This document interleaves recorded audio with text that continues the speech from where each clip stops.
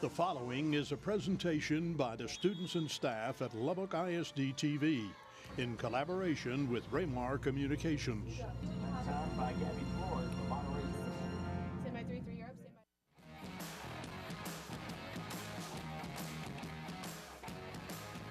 by. Welcome to Plains Capital Park, Lowry Field in Lubbock, Texas, where tonight the 2019 Asco Football Classic will showcase some of the best talent from all over this area. Hello, everybody. I'm David Thetford. Joining me for the broadcast is Tommy Wood. Well, Tommy, you and I have had the chance to do a lot of these games, and we have seen some great high school football. You would wonder from December, the last time many of these young men played, to June, how they would do. It has been awesome. Well, they're competitors. These are some of the best players throughout all of West Texas, and no matter when it is, they're going to be given 100%. And as good athletes as we've got here tonight, it's always going to be a good game. It really should be a good one here tonight, so we hope you'll stay tuned. When you look at the Asco Football Classic and what it really means and what it's about, Coach Johnny Taylor and Coach James Morton started this 15 years ago. And Asco has been on board since almost the very beginning. Really, the second year on in, they've been the title sponsor, been a great help. But it's called Rallying for a Cause.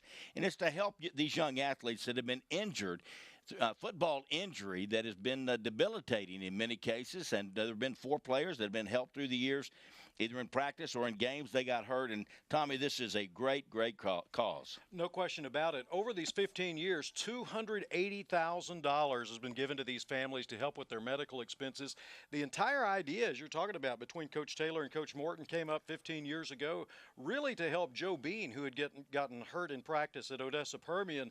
Little did Coach Taylor know that 5 years later, one of his own players, Tanner Cook, would be one of the primary recipients. You'll see him later on tonight on the broadcast. A couple other players helped as well. Luis Morales from Vega and also Jeremy Green from Levelland were also helped by this great event. And, of course, Tanner Cook spoke last night at the banquet and did a fantastic job and got a standing ovation. He was really inspirational. But you get these players here and really the most talented. And when you look at where they come from, Tommy, it's pretty amazing. All the way down to the bottom of the Permian Basin, all the way to the top of the Panhandle, east and west. Big school, small school, Tommy, and you wonder how that would work out. It's been great. One of my favorite things about this game every year is seeing these players from smaller schools compete with the players from the larger schools and finding out they can hold their own. They're the same kids as everybody else, and who knows where the big plays are going to come from tonight. Well, the coaches are here. In fact, Ralph Mason, the head coach at Andrews High School, will be coaching the red team tonight. And Joe Cluley, the head coach at Lubbock Estacado, will be coaching the blue team. And I think John Sokoloff has both coaches down on the sideline. Thanks, David. I'm now joined on the field by the blue team head coach, Joe Cluley, and the coach of the red team, Ralph Mason. Now, guys, just such an awesome cause that you both are coaching into this game. But, Joe, I'll start with you. This is your first year doing it. What was your message to your guys this week in practice? I mean, the biggest thing is we want to have fun, but more than that, it's about the cause. It's about what you're playing for. We're playing for kids who have been hurt by this game, and all the kids playing here and the coaches here love this game and are passionate about this game. And the reason we're here is to help kids out that were hurt in this game. And so it's an unbelievable cause. I had never been around it before until I got to West Texas 3 years ago, and to be a part of it is a really, really special thing. And, Ralph, going over to you, you were actually involved in this game as an assistant coach in 2009. What's it like to be back? It's great. I knew, when Johnny first asked us to do this, I was very excited to get to come back because I've been through the experience and I know how they treat kids. They do a great job of, you can tell from my shirt being so tight how well they feed the kids. But anyway, I mean, it's like you said, like Joe said, it's for a great cause, and that's the thing that's so impressive about what Johnny and James have done with this thing, and Asco and Fuddruckers and everybody else that just contributes to this cause. And of course we heard Tanner talk last night, and if you can't get stirred inside over what he had to say, there's something wrong with you. All right, guys, well, thanks so much. Good luck to both of you. We're going to send it back up to David in the booth. Thank you, John, and thank you, coaches. I think these coaches are having, and their staffs are having as much fun as the players are, Tommy. No question about it. Of course, each of those two head coaches brought their entire staffs with them. They are ready to go tonight. They've had a great week. A little bit cooler this year than what these coaching staffs have had in the last few years. They're ready to go. Except in this room. It's warmer in this room. But we're going to bring you some great football. Looking forward to it. The Asco Football Classic coming up next right here on My Lubbock TV.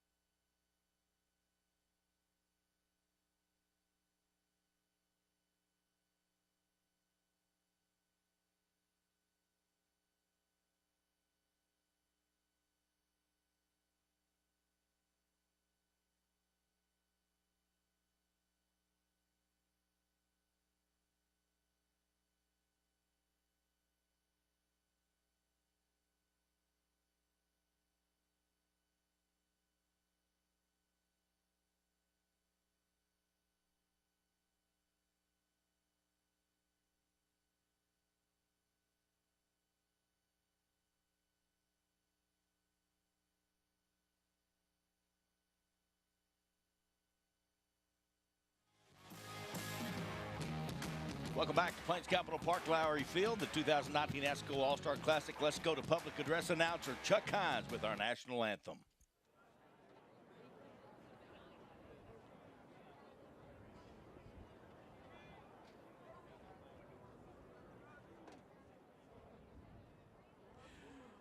Now, ladies and gentlemen, please rise, and let's honor America and those who have protected our freedom and continue to protect our freedom with the singing of our national anthem, tonight performed by Nicholas De La Cruz from the Estacado High School Choir.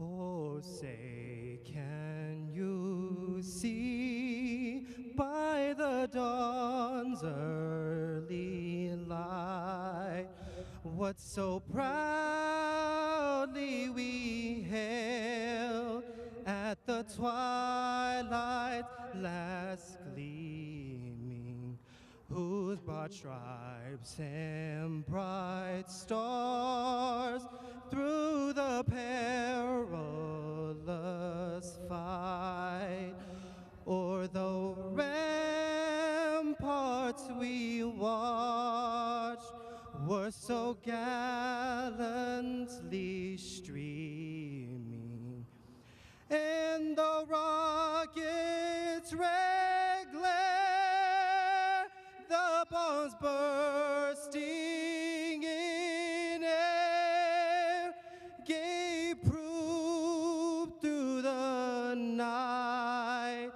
that our flag was still there. Oh, say, does that star-spangled banner yet wave o'er the land of the free and the home of the brave?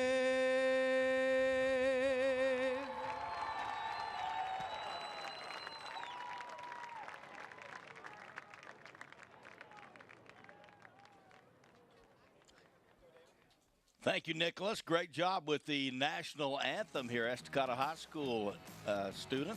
David Thetford along with Tommy Wood. We're set to go here and have our whole crew up here in the press box. Looking forward to a great broadcast here tonight.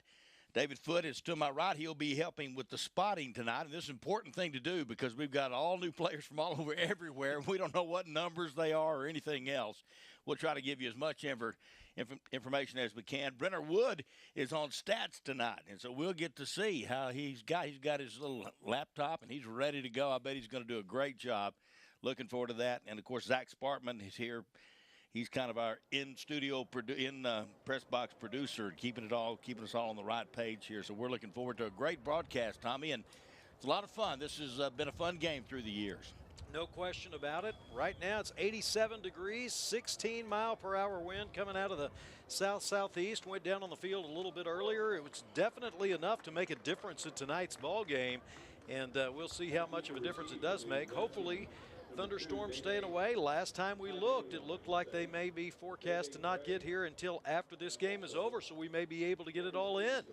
Well, let's hope so. That's, the main thing with us is not the rain, it's the lightning. I'm talking about shut you down.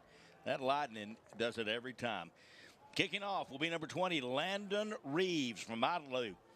He's number 20, and he'll be kicking off deep. Who we got back deep?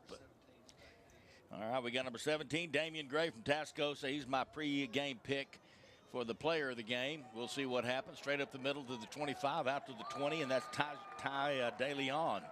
TJ DeLeon, TJ is what he likes to be called, and he's from Caprock High School. We'll just say the names, Caprock and Coronado and Andrews. Hopefully you'll know it's high school. I don't have to say high school every time. On the stop that time, okay, we didn't get the stop. That Marco is the quarterback. He's Monreal is from Friona. He's in there at quarterback. He will turn Given in the backfield, coming to the near side. Big area out here and hustled out of bounds is number 20, DeAndre Campbell from Tascosa. Going to be stopped by number 19, Geronimo Quintanilla from Brownfield. Jesus Sanchez had an opportunity for him there in the backfield and just showing his speed to get away and make to the corner and pick up the first down out to the 37. I have extras of these. All right, here we go. Ball's on the turf. Good pressure up through the middle. Getting there is number 41, Davion Rhodes from Estacado. I'm telling you, Davion Rhodes is a player. No question about it. Davion, of course, he didn't know he was going to be playing in this game until just a few days ago. He came in and, as we see, making his presence felt right away. 6'1", 265 pounds, and he is making a statement early. He is a force, I'm telling you. So Monreal in the backfield with the football, going to throw it outside on an out pattern, a timing pattern, and they couldn't hook up over there, trying to get the ball out there to Tyler Luna from Andrews, and it just threw it a little too far outside. Luke Del Toro over there in coverage from Muleshoe, 5'11", 165 pounds or 160 pounds, doing a good job of staying on him. You know, really, you come to these games, David, and I think at the beginning of the game every year the defense has really got a little bit of an edge because so much of this with different players is it's reaction time on defense, whereas offensively there's timing you're not used to. Well, and they're so limited in what they can do offensively. Here's the give. Going to run it with, once again, with number 20 out of Tascosa, DeAndre Campbell. Going to be stopped this time by Carson Brownlow, number 23, linebacker out of Lubbock Cooper. Brownlow planning on going to UT in Austin. He was a football foundation or National Football Foundation scholar, getting a good award a little bit earlier here a few weeks ago. And he is a very intelligent academic all-state elite.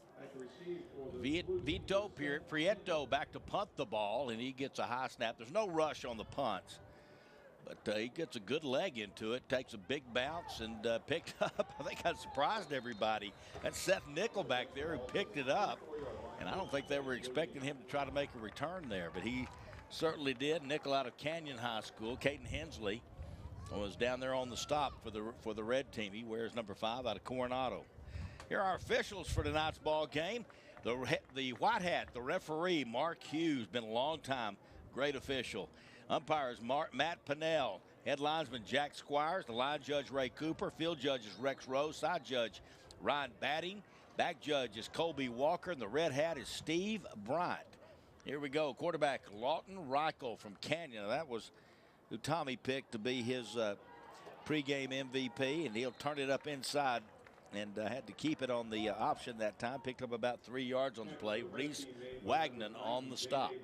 Well, so the reason that I'm looking for Reichel to have a good game is you talk about the fact that these players aren't used to playing with each other. Very easy for a quarterback if there's a broken play to pull it down and run, and he is about as fast as they come. We'll talk a little bit more about the detail on that as this game goes on. Josh Traylor in the backfield. He's out of Midland Lee. He's the running back. He's going to do a kick out block, then a throw outside. Caught at the 31, sidestep across the 42. Up to the 42-yard line. Ryan Fredrickson out of Bushland. Jason Ramos out of Lubbock Coronado on the stop. But what a play that time by the quarterback, as he had to just kind of improvise. He had pressure on him, Tommy. He did, and I'm really liking the catch that Fredrickson made. Look at him making the adjustment to come back. He's a 3-time All-State honorable mention receiver, and a fantastic job bringing that down for the first down. 1st and 10 for the blue team. Going to give it to Traylor in the backfield. He'll try to, well, it's not Traylor this time, trying to get to the outside. Not much room there. Pickup of 1 or 2 yards on the play that time for Guajardo with it. Gerardo with it. I think he likes, I don't know which one he likes best, but Guajardo, and on the Vito Prieto. The coaches told me Guajardo, but then they kind of Gerardo. Drake Emery making the tackle on that, and he's coming in here out of Bovina. 4 schools in 4 years, but he is making his presence felt there. Here we go again. Going to be Gerardo once again. Braxton Gerardo out of Shallow Water with the carry. Going to be another short gain, and that And it's Dadrian Madrid from Midland Lee that comes up to make the stop. Red team signaling that they thought that they had gotten the ball back, but the officials coming in from the side saying no, he was down. And so blue team will be able to have another opportunity here. 3rd down and 11. We mentioned the wind. Right now, blue team is going against the wind, so would be a factor for trying to throw down the field. 3rd and 11. Michael going to throw the screen. Picked off. Oh, dropped. Almost picked off. That would have been a touchdown. Vito Prieto from Andrews. He had it read, and he made the break on the ball. And he actually read it too good, Tommy. I think he got there sooner than he thought he would. Well, I got to tell you, though, Damian Gray, Day Gray, he was the one that should get credit for that. He was into the offensive backfield immediately, and no time at all to try to get that ball away. Great pressure down there that time by the red defense. Here's the punt, going to be an end-over-end punt. Lands at around the 27-yard line, picked up at around the 17. Back up through the middle, trying to find some room is Cameron Stevenson. And Cameron Stevenson going to be brought down. Of course, he just finished up a great baseball campaign at Coronado, defensive back for the Mustangs at Coronado. And the ball will be placed down at the 37. White Lay on the stop that time on the punt return. White Lay, 6'2", 200 pounds, coming in here out of Dumas. Plans to go into the Marine Corps Reserves next year. And good job there of stopping a big play because that was a great return. Twin receivers to either side. Unique Lee is out here on the near side. Closest to us out of Midland. Here's the quarterback pressure. It's Jackson Napper at quarterback out of Lamesa, going to be taken down for a loss back at the 31-yard line. How about Tyrell Howard? He is 5'11", 185 pounds. What a job of getting back into the backfield.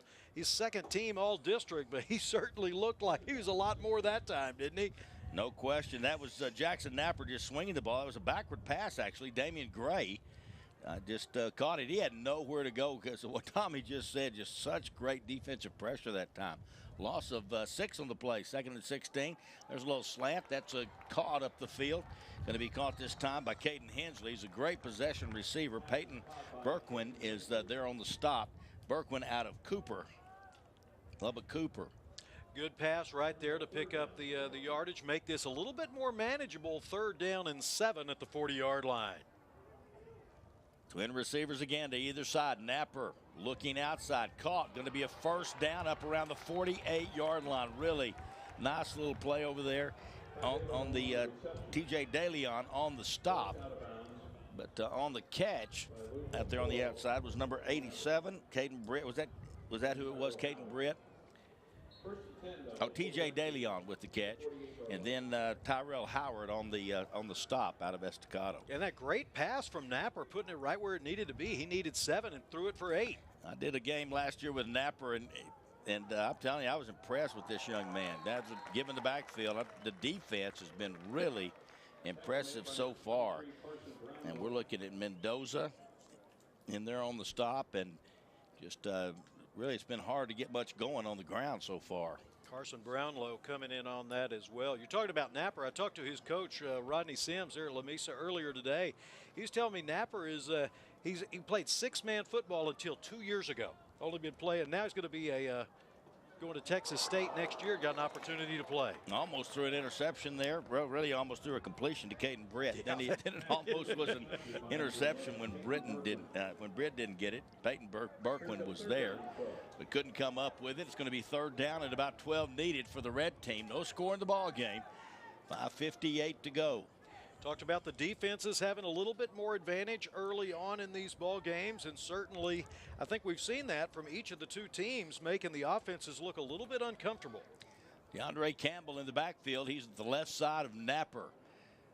Twin receivers once again. Pressure coming. Not going to go anywhere. Boy, right up through the middle. Kobe Jamison, the linebacker out of Greenwood. He was all over. There was no time to do anything, Tommy. You're right. 5'10", 165 pounds, playing both linebacker and running back. He actually was listed on the roster as being a running back, but playing linebacker tonight. A lot of kids playing out of position here this evening. When it's an all-star game, you just play wherever. It's kind of like getting a tryout for wherever you want to be again when you get here each week. Vito Prieto will punt. Back deep again is Seth Nickel. Going to be short at around the 26, take a bounce to the 25. And that'll be where the Red will take over when we come back. No score in the ball game. Asco Football Classic here on My Lubbock TV.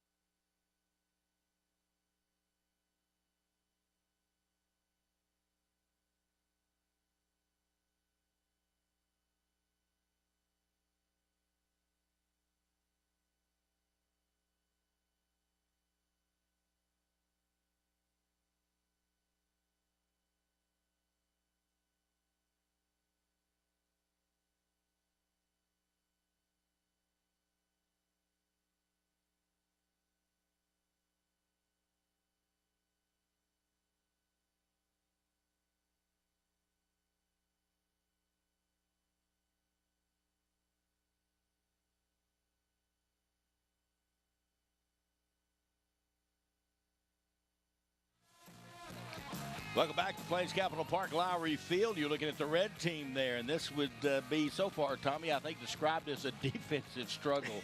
I want to switch my player of the game to a defensive player. I don't know who yet, but they have really been impressive so far. Well, I think that's that'd be a safe bet, but I think that's generally the case just about every year for the first quarter or so. But once the offense gets their legs under a little bit, gets used to the timing of playing with new personnel together, we normally start to see some later explosions. Reichel at quarterback. He'll throw the little hitch screen on the outside. Going to go for about 8 yards. Got it up the field to number 80, Wyatt Lay. And that good quick hitter on the outside. Got a good block to spring him. Pickup of about 8 yards on the play. Cam Stevenson came over to make the stop from Coronado. 2nd and 2 now for the blue team. 3 wideouts to the near side. Empty backfield. Reichel going to run with it. Going to be horse-collared. Just past the first down marker. He will have the first down. Colton Butler coming in to make the stop on him. And but I think that, that he's one of those quarterback, Reichel, that creates a lot of problems, Tommy, with his ability to run. No question. And if he gets into the open field, it is going to be tough to catch him. He is the area 5A area record holder in the 100-meter dash. There is the give in the backfield this time, running right. Good read option that time. Going to be Traylor. Well, maybe not Traylor. I think it's it is Josh Traylor, the running back out of Midland Lee. Boy, he had a tremendous career at Midland Lee. Great speed. You get a look at him there. Luke Stannonland made the stop. He's out of Crosbyton. So you talk about Traylor there. His cousin, Unique Lee, is playing for the red team tonight. So they've had an awful lot of fun this week giving each other a hard time. Yeah, you would think they would have all those guys playing on the same teams, but they don't. It's not. That's not the case. Here's going to have to pick it up and run the other way. Good decision. Going to run out of bounds on the far side. Cam Stevenson chases Lawton Reichel out of bounds, and he wanted to go right that time with the football, but nothing was there, so had to improvise. Boy, and how about Stevenson? We just talked about Reichel's speed, but Stevenson doing a fantastic job of getting back to the edge and not allowing Reichel to turn upfield. There's a lot to be said for the play that Stevenson just made. Well, he's fast too, and he's also an outstanding student at Lubbock Coronado. He is just really a good all-around athlete and student, a great one. Here is Reichel going to throw the ball outside. Caught. Was he out of bounds? They're going to say out of bounds. He juggled it.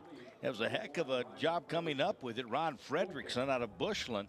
But Jason Ramos from Coronado was right there in coverage. He could not pull it in. So this one's going to fall incomplete, but let's make note of it because this is the second time we have seen Reichel to Fredrickson over on the side. They look like they've got some pretty good chemistry early on here. Landon Reeves to punt the ball. Damian Gray will be back along with Cameron Stevenson. He doesn't take a very deep drop. Of course, you don't need to when there's no rush, but going to be caught at the 25-yard line. That's Gray. He'll run to the outside. Going to be pulled down at around the 32-yard line. Damian Gray, and that's Wyatt Lay over there on the stop for the blue team. So here we go again, and so far not much offense is happening with 3:50 to go here in the first quarter. But, you know, you can just see the talent in these guys. You know, you're playing really good defensive players, Tommy, that can all run. Well, and I know we've said it a couple of times, but just the fact that early in the game, defensively, you could just react. It is it's much easier to be able to adjust to what it is that you're seeing. They've been all over the field on either side of the ball. Marco Monreal back in the ball game at quarterback. He drops it, picks it up, going to run it out of there for about 3 yards up to the 35-yard line before he is snowed under. Stephon Freaky Johnson there on the stop for Mestacado. That's the last time I'm going to call you that. I asked him what he wanted to be called last night. He said, Freaky Fawn. Yeah, Freaky Fawn's what he likes. Well, he was that time. He made the play. He did, big time. Kobe Jamison also there.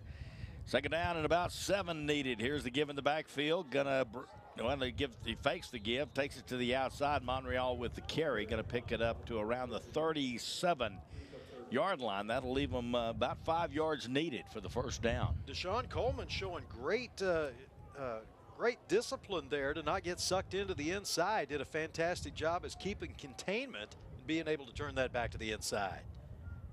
Third down play. Monreal going to roll left, throw to the outside, has a man caught. First down at the 45, more to midfield.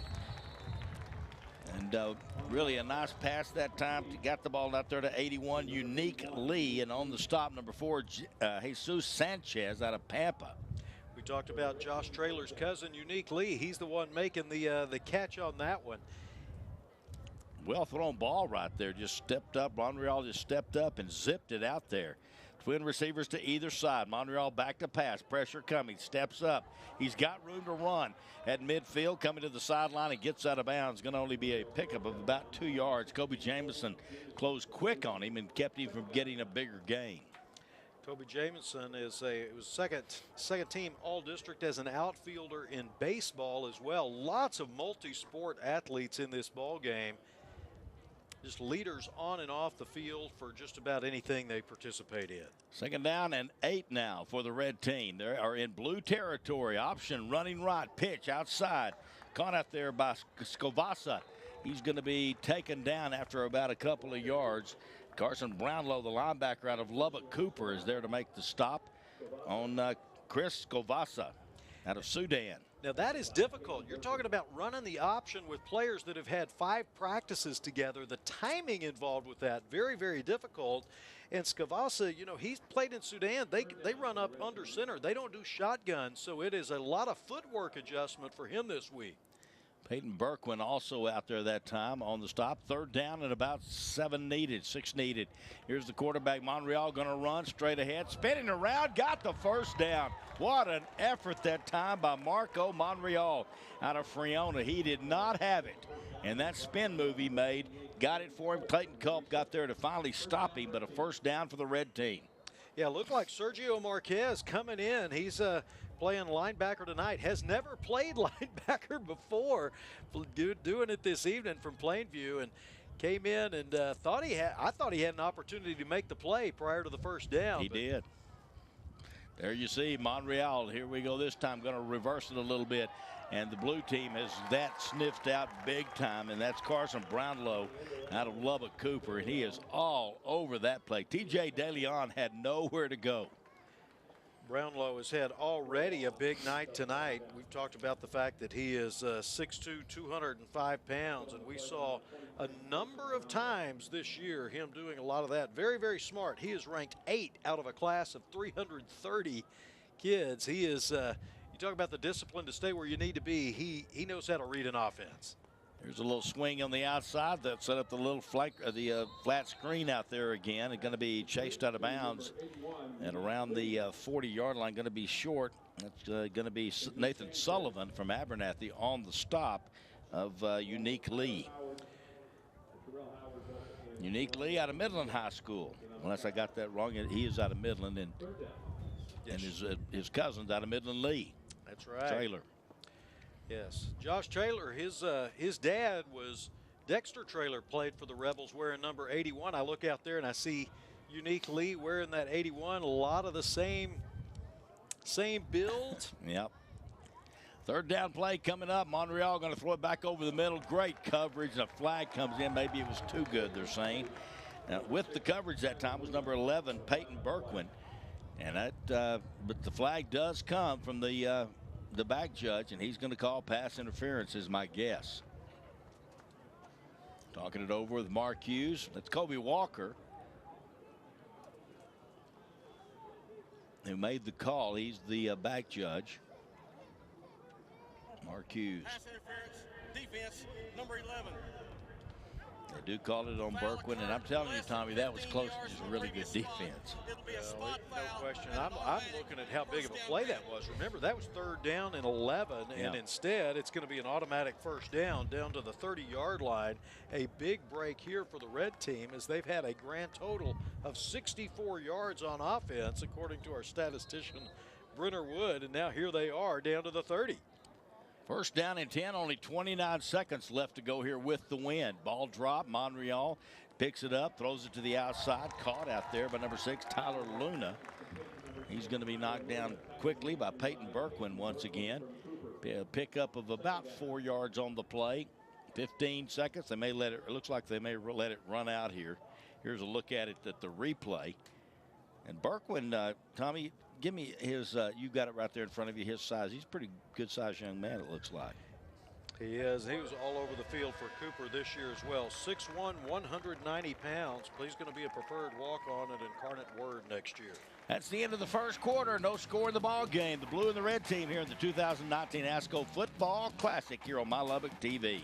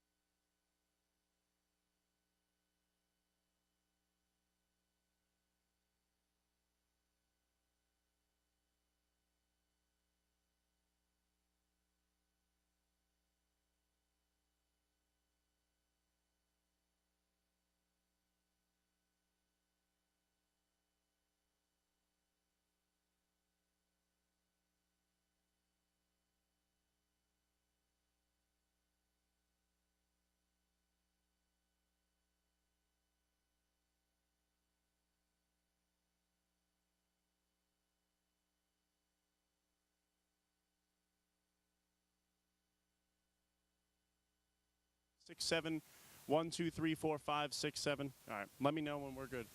Appreciate your time.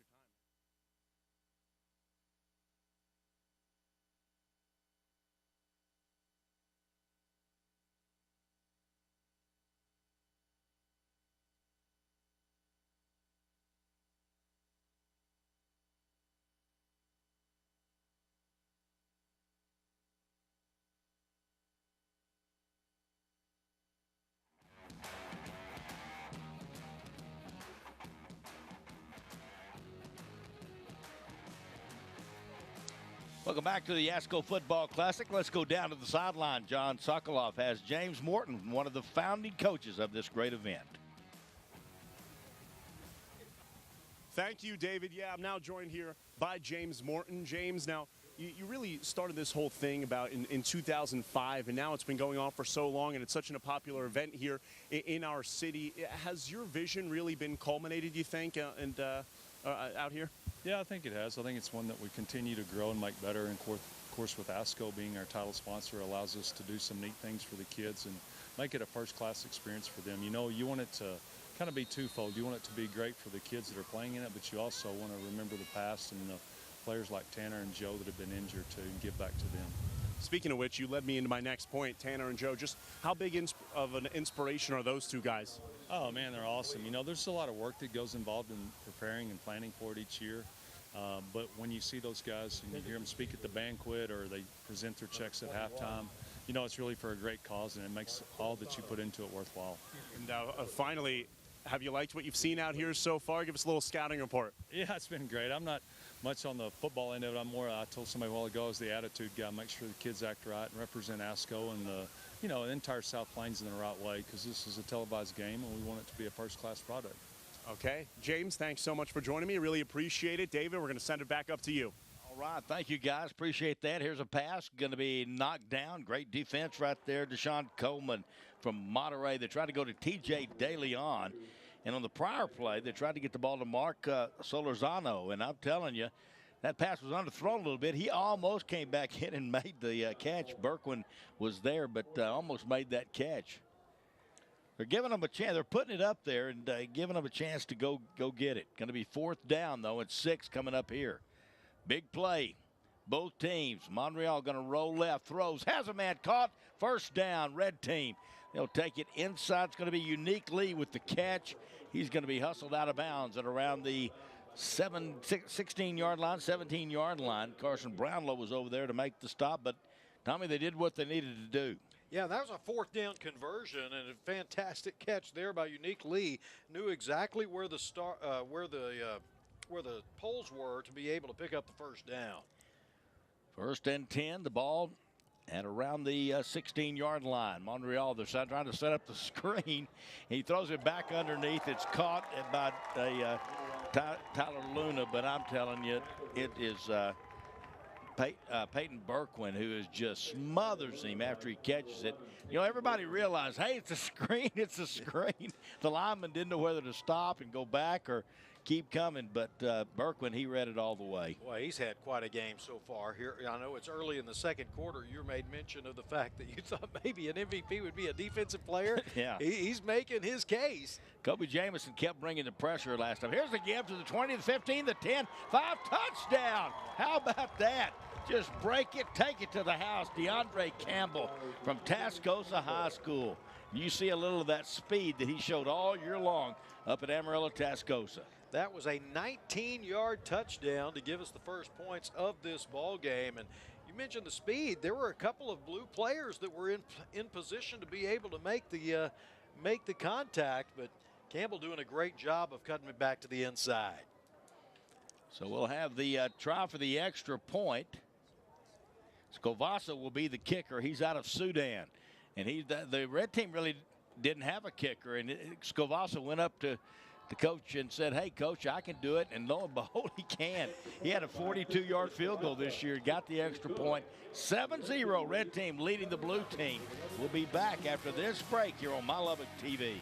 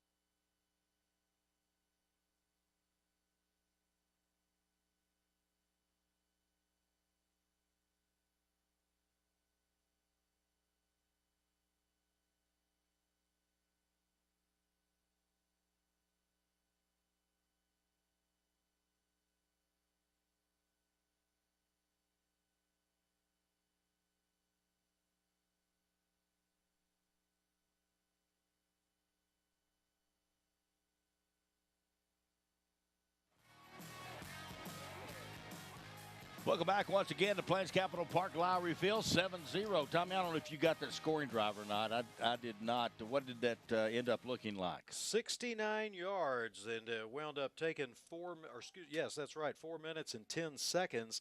Talk about DeAndre Campbell and the job that he did, how quick he is. He was a regional qualifier in both the 4x1 and the 100-meter dash, and we saw why, how quickly he could get into the end zone. Ron Gallegos will kick it off for the red team. He's a defensive end out of Plains. Pooches it down the field, caught it around the 23-yard line, across the 30, 35. Going to be taken down. That's Seth Nickel with the return. And the blue team will have it with the wind here in the second quarter, with the red team now leading 7-0 over the blue. These uniforms, The red team and the blue team uniforms were provided by Cardinal Sports Center here in Lubbock and by Athletic Supply out of Midland, Odessa, and they've done it every year since the inception of this great event. You just talk about the public support in general. You know, so many companies and corporate sponsors that pitch in to wind up making this a great experience for these athletes and to help raise money for the ones that have been injured. Lawton Reichel still at quarterback for the blue team. Well, we'll see him all night. He's the only quarterback the blue team's got. Well, he's getting pressure. Going to throw it to the outside, caught out there across midfield, wide open. Out there on the outside with Seth Nickel, and I don't know, somehow the defense got messed up on that one, bad coverage. Jason Ramos has to come up to make the stop. He got left alone out there, Tommy. Talked about Reichel being the only quarterback on the blue team's roster. Jet Whitfield was another quarterback that was selected for this game. However, New Deal's still alive playing baseball, so he's doing that tonight rather than playing in this game. Here's a little swing pass to the outside, going to be caught and down. I think the knee was down when he caught it. That's number 16, Kobe Jamison with the catch, going both ways. They were in the playoffs till last night, and I thought they would be here today. They were eliminated yesterday, and I thought Jet would probably come back here and play football tonight. That's the kind of guy he is, and he could do it. That's the other part about it. He could do it. So I asked Coach Cluley, I said, so what's your backup plan if, for whatever reason, Reichel wasn't able to play tonight? And he said, we told him to slide all the time because the coaches are the only other option. Do not get hurt, whatever you do. Here he is, going to get rid of it outside, catch and tackle immediately. Got the ball outside to Nickel, and right there is Christian Kaiser out of Friendship High School to make the stop. And he had a good delivery there for Reichel to get that ball out, and you can see it looks like the wind has really started to pick up even a little bit more than it was at the beginning of the game. It was 16 miles per hour when we started. You're looking at Nickel and Reichel. Of course, they played together in high school, so these two guys are really familiar with one another. That's it may not be fair. We might need to check that in the rules because they have been a great combination. And so far tonight, they've hooked up. Three receivers over here to the short side of the field, one up top, and a timeout on the field. Let's take it with them. 7-0, the red team leads the blue team here at the Asco Football Classic on My Lubbock TV.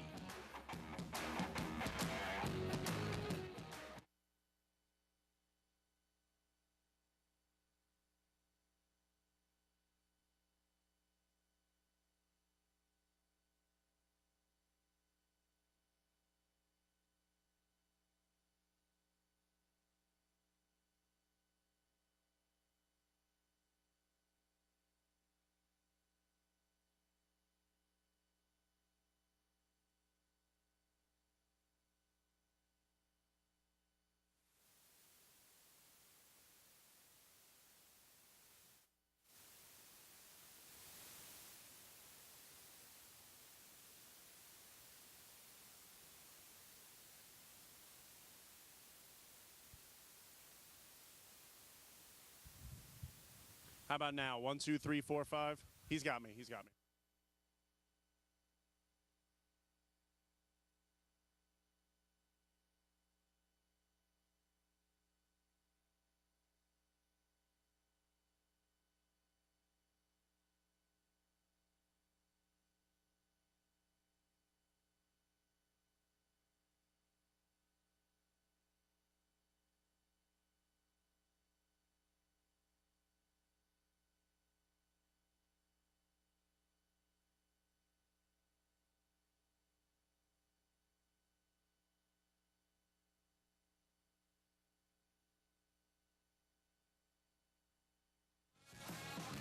Welcome back once again to the Ascoallstar Classic. Rally for a cause. Let's go down to the sideline and John Sokoloff.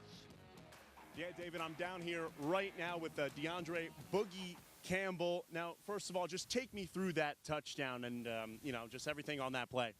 Well, we ran just a little draw, and I don't know, man. The line just seemed to open up. I saw my route. I took it, and boom, there's a TD. So how did the nickname Boogie come around for you? It's actually just a childhood name. It's like what all my family members and friends know me by. Okay, great. And, you know, for you, what's next for you after football, after this year? Hopefully college football. Definitely going to get an education, get a degree. I'm just undecided on what college exactly I want to go to. Okay. Well, that's cool. And then finally, what's it like to play in a game like this for such a great cause? It's beautiful. Like, I love being part of something like this. The fact that it's like a charitable cause, I love it. The fact that what we represent, it's beautiful because it shows that we don't just represent ourselves, we represent others. And yeah, I believe in that. Boogie, thanks for joining us, and I'll let you get back to your bench. Your team's probably going to need you. So thanks so much for joining us. I appreciate it. David and Tommy, back up to you. All right. Thank you, John. Thank you, Boogie. That was a great word from Boogie. He did a super job on that. All right, here we go. Back to the action. Going to swing it to the outside. Incomplete. Ryan Fredrickson looked upfield. Of course, looking for that hold on the swing pass that time to the outside by Lawton Reichel. You have talked several times about the connection that Reichel and Fredrickson have wound up having, but this one falls just outside of his grasp. Second one tonight, just over or outside of his fingertips. Actually, that one looked like it got there. Yeah. Might have just been turning back to the inside and seeing Drake Emery headed his way. 3 receivers up top this time for the blue team. A little quarterback draw here. It's going to open up the middle. It's taken to the outside to the 25-yard line. Submarined by Damian Gray, who came up to make the stop. That was a big defensive play. It was one-on-one, and no telling, he might have taken it to the house, Reichel, with that speed of his.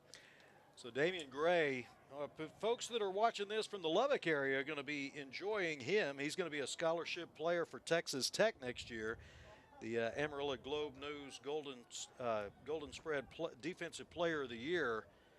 Going to be a lot of people looking forward to see him wear red for a long time. He is a great player. Here's a little pitch option, nowhere to go, and smothered. And that's Damian Gray again over the top. And Vito Prieto that time on the tackle of Braxton Gerardo. Gerardo, they call him the train, and he was swallowed up that time, 5'10", 210 pounds. He's a scholarship player, planning on playing at Wayland next year. Nowhere to go on that one. That's going to bring up a 4th down. They're going to attempt a 47-yard field goal here. That's what it's looking like. Landon Reeves is in the game to try the field goal. He's from the right hash mark, so maybe that'll work with him. He does have the wind. And he's got the leg. I was talking to Coach. He's hitting a 60-yarder in practice the other day pretty nonchalantly. He's got it on its way. It looks good. It is good. So Landon Reeves with the, what was that, 37? What did you say, 47? 47. 47-yard field goal. With lots of room to spare, too. Yeah, right. It wasn't just barely getting there. It had plenty of room. I asked him before the game what's the longest that he had hit. He said it was I believe 43 in a game, but at practice he had hit one from 67. Oh, my goodness. He does have the leg. So, and doing it with the wind to his back right there, pretty good chance that one was going through. It's quite an advantage, really, for the blue team to have that kind of a kicker. And the red team they didn't have one. They had to take volunteers and ended up getting a really good one. Yeah, it worked out pretty good for him. I know it. And Coach Mason said, "Can you kick?" And he said, "Well, I made a 42-yarder in a game this year." He goes, "That's good enough for me." You're our kicker. Landon Reeves will be kicking off after just making that field goal. Back deep, TJ DeLeon, Jason Ramos, and one other one we can't see the number. Going to kick it off deep, coming to the near side, and going to be caught in the end zone and down back there, so no return. I think it's Cameron Stevenson. It was the other deep back. So here we go. Red team back on the field. They've got the lead by 4 now, 7-3. So we talked about the defenses having the advantage early. We've now seen back-to-back offensive scores. One, of course, a touchdown, one a field goal. But talk about the timing of these offenses beginning to come together a little bit now. Look at these two coaching staffs. Of course, Ralph Mason, the head coach at Andrews, and his staff. the whole his football staff from Andrews and Joe Cluley from Estacado and his staff from the Matadors. They have had a lot of fun this week. Here's a little pass underneath, a little slant, and I'm telling you, that was a tight window to Unique Lee. Somehow he zipped it in there and got it there on the stop for the blue team. One of the guys over there, Tyrell Howard. Jackson Napper is the quarterback.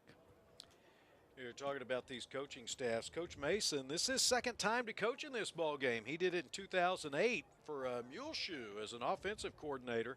His first time to come in and do it as a head coach. Luke Del Toro was also on that stop. Here's the give power play right up through the middle. Not much there, a couple of yards to around the 31-yard line. But really big tough run up in there by Christopher Scavassa out of Sudan. Brett Gilbert on the stop. He's out of Amarillo High, defensive end out of Amarillo High. Brings up a big third down here. No huddle. Well, this clock is running with the way these teams have been playing the game so far. There hasn't been a lot of stoppages. Here's a pass up over the top. Napper trying to get separation, and Unique Lee just out of his reach. He kind of held up just a little bit, tried to break away from the defense, and he ends up, Luke Del Toro, I think, was the guy back there in coverage. That had a chance right there. That was a well-thrown ball. It was, and remember, that's throwing it against the wind. That is going down the field like that, having the timing just right. That's a difficult throw to make. All right, Seth Nickel will be back. Vito Prieto will punt the ball away for the red team. Fourth down at about 4 yards. They do again. They'll have no rush on the punt. Going to be short and going to be downed, and it'll be somewhere around the 35, 36-yard line where the blue team will have it. We come back 7-3. Red leads the blue here in the 2019 ASCO Football Classic.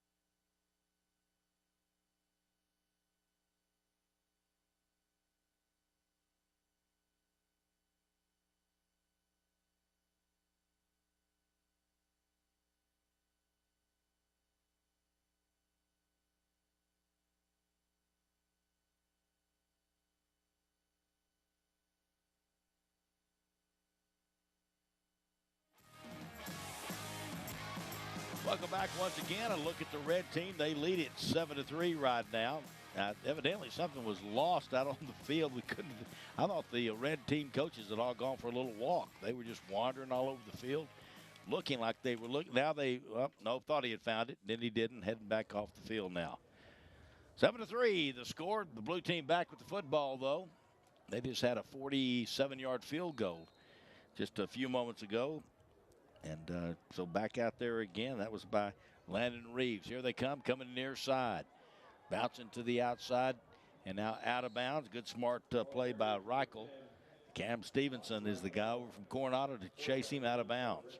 And I think that's the first play we've seen tonight that was called for Reichel off the get-go. Just a quarterback keeper coming around the left side. And once again, we talked about the discipline of the red team and the secondary doing a great job of keeping him from being able to turn upfield. Well, when you've got Reichel as your quarterback, you don't want to call the play too many times for him just to run. There tries to zip it in there, but the defense has just been great tonight. Tried to get that one in there to Cole Carter out of Lubbock Cooper, and he was just blanketed by Christian Kaiser.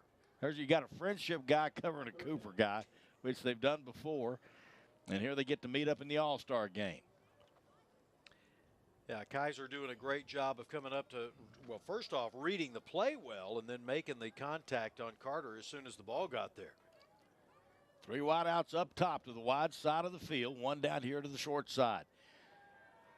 Reichel going to throw, has it down low. Is it caught? Are they going to say yes? It's going to be a catch at the 45-yard line, still a yard short. TJ DeLeon was there defensively. Who was that on the catch? Was that Hensley, Caden Hensley? I think it was Donald Young. It was Donald Young out of Estacado. Great catch by Young to go down and get that one. 6'2", 215 pounds, two-time All-District player for Estacado, and did a great job. Just 1 yard short of that first down marker. And fourth down, and the blue team looking like they're going to go for it at their own 45-yard line. No, they're going to punt the ball. Now they're going to fake it. You watch. Here's the fake. It's going to. I don't guess you can fake it with no rush. That would be fair. That's against the rules to do it. What a punt, though! Great punt, Landon Reeves. He may be my player of the game. He was 3 times All-District as a kicker. This year, All-District is both a kicker and a punter, as well as All-State. He is he's an outstanding kicker, outstanding punter, and we see why right there. Well, he did a great job. You get a good look at Coach Joe Cluley, the head coach of the Matadors, talking to one of his young men, Donald Young, who played for him. Great position now at the 4-yard line. That blue defense going to try to step up and make a play here, get the ball back. 4:30 left to go here in the first half. 7-3, red team with the lead. They'll go twin receivers like they have for most of the game. And going against a 17-mile-an-hour wind right now. Monreal with it, trying to find a seam, gets to the 5. Maybe a yard pickup on the play. There's not much there. As Jesus Sanchez out of Pampa was there to make the stop. You know, David, we get to call a lot of games together, not just all-star games, but games throughout the season. And one of the things that really stands out to me is the discipline on either side of the ball for each of these two teams defensively, holding their lanes and doing what they're supposed to do for containment. You're exactly right. There's a pass to the outside just over the top. It was there that time out to Mark Solorzano from Andrews. He was open and just a little too tall. Solorzano, 6 foot, 205 pounds. Sanchez in coverage. He's 5'9", 173 out of Pampa. And it looked a little bit like a mismatch as far as the height goes, but the pass just a little bit high. You mentioned that discipline, and you can see what's been going on. Think about the lack of penalties in the game. We've had one penalty. Right too. You're right. One penalty, and it's a pass interference that was a close call. Here they go. Third down. Going to be about 8. You needed wide open 20, 25, 30. Going to be a foot race to midfield, to the 45, 40, all the way to the 30, 25, 20. They're not going to catch him. Unique lead to the house. Touchdown, red team. And that is a 95-yard touchdown. It's all run after the catch. What type of a job of Monreal to be able to recognize that on the slant. Look at this, from his own end zone, throwing that pass, and then Unique Lee just turns on the Jets. He's got 125 yards receiving now, and 95 of them come on one play. He's got more yardage now than everybody in the ball game. He does. Both teams. Boy, he's out of Midland High School. And what a play right there for the touchdown to build the lead to 10 right now with the extra point still to follow. He's celebrating on the sideline. The extra point by Scovassa is up and good, and it is 14-3. Red team on top. 3:38 to go here in the first half of the ball game. So after this ball game, he's going to be coming over to Josh Traylor and saying, hey, baby cousin did his part. And I want to take a second to thank all of the companies that help every year with this football game. Many of them have been with us since the beginning. Just a big thanks to all of those guys. And if anybody out there wants to financially help with the Ascoallstar Classic, all you need to do is contact either Coach Morton or Coach Taylor. And I'm telling you, all the money goes into the production of the games. And then every year we give back to these kids who have been permanently disabled playing high school football. We'll make those presentations at halftime. So contact Coach Morton or Coach Taylor and get on board with the Ascoallstar Classic, rallying for a cause. And they get to play high school football one more time. A lot of these guys, Tommy, will not have a chance. And I know that we've got a list of a bunch of them that are going to keep playing. A lot of these will keep playing. but there are a few that it's winding down their football playing career.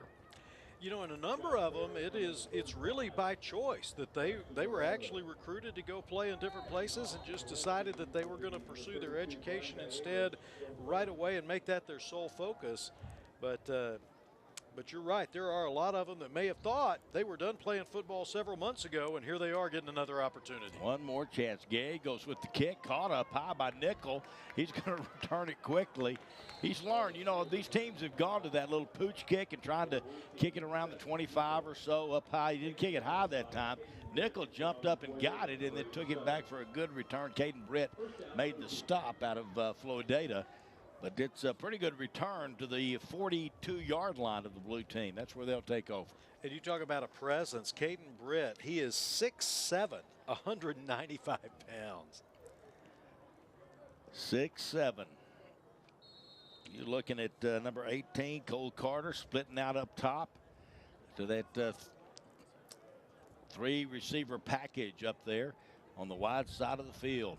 Rocco going to throw underneath, has a man dropped, kind of mishandled a little bit, but nothing really to do. Let's go down to the sideline, John Sokoloff. Thanks, David. I'm now joined here down with Unique Lee, who just scored a 94-yard receiving touchdown to give the red team a 14-3 lead in the Ascoallstar Classic. Was that the longest touchdown you've ever caught in your life? Yes, sir. Yes, sir. It was? Well, just take me through that moment, what that was all like for you. Well, I've been telling them that he couldn't guard me or whatever, and I just was like, give me the ball, give me the ball. And they throw it to me. I told them on the sideline I was going to score. And I was like, they're not going to catch me. They almost caught me, but don't matter. I scored. Doesn't matter, that's right. And now you're playing in just this special game that's really just for a great cause. What's that like for you? It's really special because this year, my senior year, this is my first time ever playing football. So it's just like dang, I really did it. And my friends encouraged me to go play and stuff. So it's really awesome to get invited here. It was really nice. And capping off this season the right way. And where do you plan on playing next year? Hardin-Simmons University, wide receiver. Wide receiver. All right, well, enjoy the rest of the game, and thanks for taking some time with us. David, back up to you. Thank you, John. What a great young man. Unique Lee. There's a pass over the middle. Rockel running down, threw it back across the middle. Found Ryan Fredrickson with the catch. Fredrickson out of Bushland High School. And the blue team on the move. And Tommy, they need to do something here. Trailing 14-3. It'd be nice to get a touchdown. Yeah, and the clock's moving on them too. 2:40. You can see the sense of urgency skipping the huddle at the moment. That stop made by Reese Wagner out of Lubbock Cooper. It was a pretty physical tackle. Here's the give, running outside. Breaking tackle to the 40. Going to be a first down as he bulls his way inside the 35. And all the way down to, let's see, around the 29-yard line. On the carry that time for the blue team was Braxton Gerardo. And he is a runaway train out of Shallow Water. Going to be stopped by Damian Gray. Be a scholarship player next year for Wayland. Oh, my goodness, he'll be tough to handle. For Coach Butch Henderson, I bet he's excited about that. First down and 10, 2:11 to go. Trying to set up the middle tunnel screen there, and caught out there by number 5, Seth Nickel. Kind of a possession type. He's really a good receiver. And able to get ahead to the 26-yard line, leaving it about second down and 2. Tackle that time, Damian Gray once again.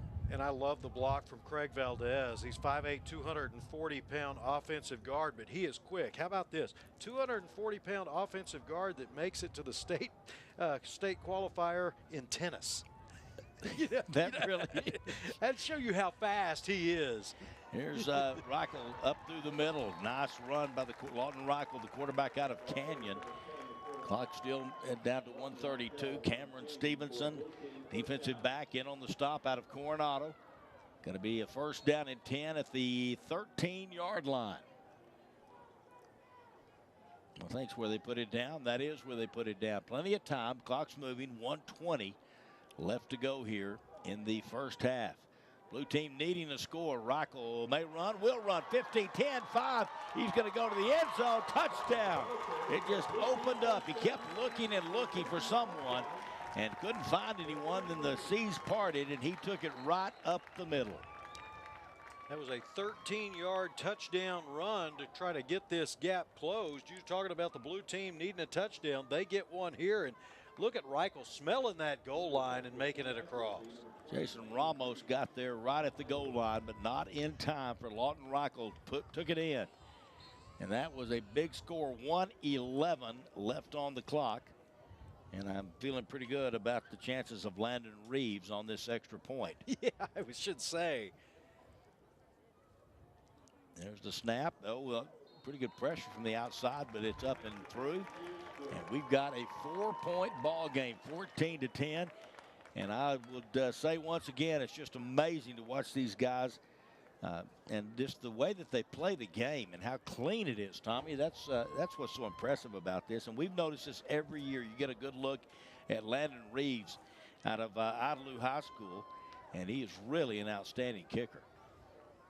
He going to Ottawa University in Arizona. Going to be a scholarship player there. That'll confuse everybody going to Ottawa University in Arizona. There's Reichel. He was in easily that time, but it's a 4-point ball game now, 1:11 left to go here in the first half. I don't know whether we're going to have the coaches at halftime. We try to catch them on one on the way out and one on the way back in. Joe Cluley, the blue team coach, his team just cut it to 4. And Coach Ralph Mason, the red team coach out of Andrews. We talked about time being a factor. That drive took 2 minutes and 22 seconds to go the 58 yards. And Lawton Reichel capped it off with the touchdown. You know, I got to talk to him several times through the course of this week. He is a very low-key, even though he's a leader, very low-key, really not about me type of guy, and an outstanding natural leader. Look at Reeves. Boom. They boomed it out of the back of the end zone. In the air out of the back of the end zone. So pretty impressive right there by Landon Reeves. 1:11 left to go. You wonder what the red team's going to try to do here, Tommy. That is you might guess on one of the first 3 plays of this series might be an underneath slant pass to Unique Lee. He told him he was open. Yeah, that's right. Of course, they always say that. I'm open. Get me the ball. I'm open. They got a little underneath help this time. Inside help, I should say, on Unique Lee. Going to give it on the run this time. Running to the outside, trying to turn it up. Not a lot of room there for DeAndre Campbell out of Tascosa. Going to be taken down by Andrew Villa, number 42. He's out of Plainview, a running back and a linebacker out of Plainview. They have some of these guys listed as offensive players. They're playing defense as well. There's a pass to the outside, caught to the 35, out there on the outside that time to Damian. Who was that with the catch that time? 70. Who was it? 87. Caden Brett out of Floydada with the catch. That time Luke Del Toro from Muleshoe out there on the tackle. The 36, 43 seconds. The clock does stop. First down and 10. You see DeAndre Campbell in the backfield along with the quarterback Napper. He'll roll left, pump fake, stiff arm, trying to get away. Does get away, then throws it up the field. Going to be incomplete. So pretty good strength there, though, to get away and buy a little more time to try to get somebody open. Berkwin back there in coverage once again in the area to try to be there if in the event that ball were to be caught. 34 seconds to go here in the first half. Good football game, 14-10 the score. Texas Tech Red Raiders have already won the baseball game. So now you can all some of you ought to come over here if you're traveling home and just head out here to Plains Capital Park and watch some great high school football. Little screen set up out here on the outside, out in the flat, and really not much is there. They do get out of bounds to stop the clock on the pass to T.J. DeLeon, but Tyrell Howard had that sniffed out pretty quickly and made the stop. DeLeon will be playing at Harding next year in Arkansas. 6 foot, 205 pounds. He was area qualifier in both the 4x1 and the 100. Third down and 8 now needed for the red team in 27 seconds. And if you're Coach Mason right now, of course, ball security would be a big deal. Let's make sure we protect the football. Everybody's got plenty of timeouts left if they were to elect to call. And now it's loose. We talk about that, and Napper's going to have to go back and just fall on it at around the 17-yard line. The ball got away from him on the snap, And it'll be 4th down, and of course, going to stop the clock is the blue team trying to get one more shot here at it may be a long field goal, if anything, if not anything else. You know, it's the blue team doing it, and I see Cluley walking out to call timeout. I can't tell you how close I just came to saying timeout Matadors. That's well, they shouldn't have let him be blue, right? Yeah, that's right. Is he coming out there? But you know he is excited about that, because what that means is he's going to get one more opportunity to try to get into the end zone before the end of this half. He'll have great field position, and remember the range that he's got in his kicker. Oh, yeah, Reeves can boom it from a long distance with the wind. Will be fun to watch what's going to happen here. 4th down, so we're expecting a punt here. Get a little bit of a return, maybe a couple of plays, and then if nothing else, try for a long field goal, maybe to end the half. Get it to a 1-point game or take the lead going in at halftime.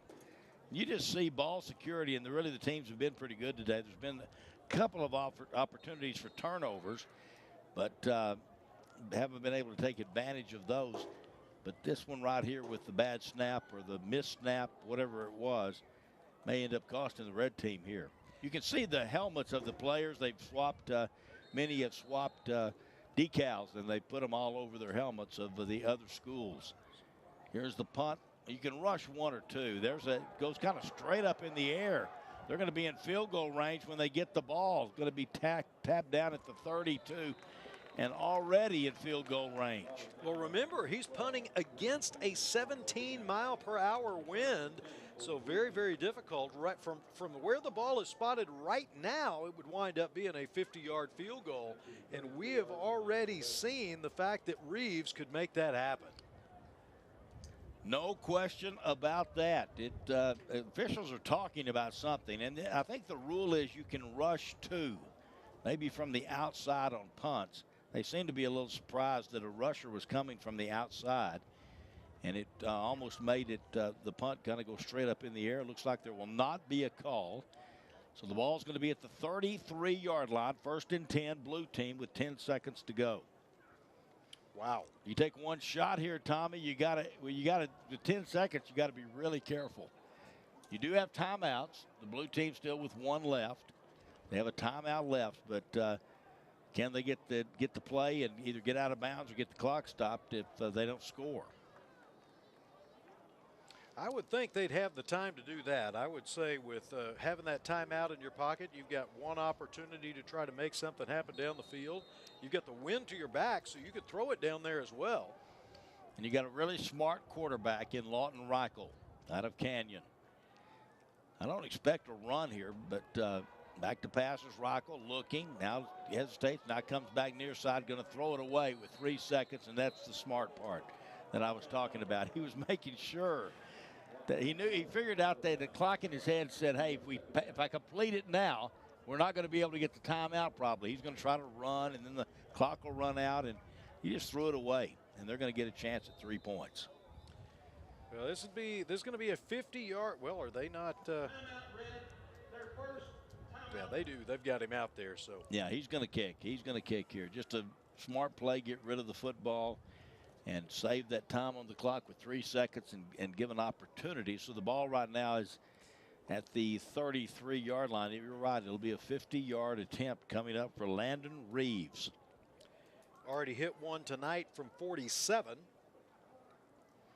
And he hit it easily. And he does have that wind behind him.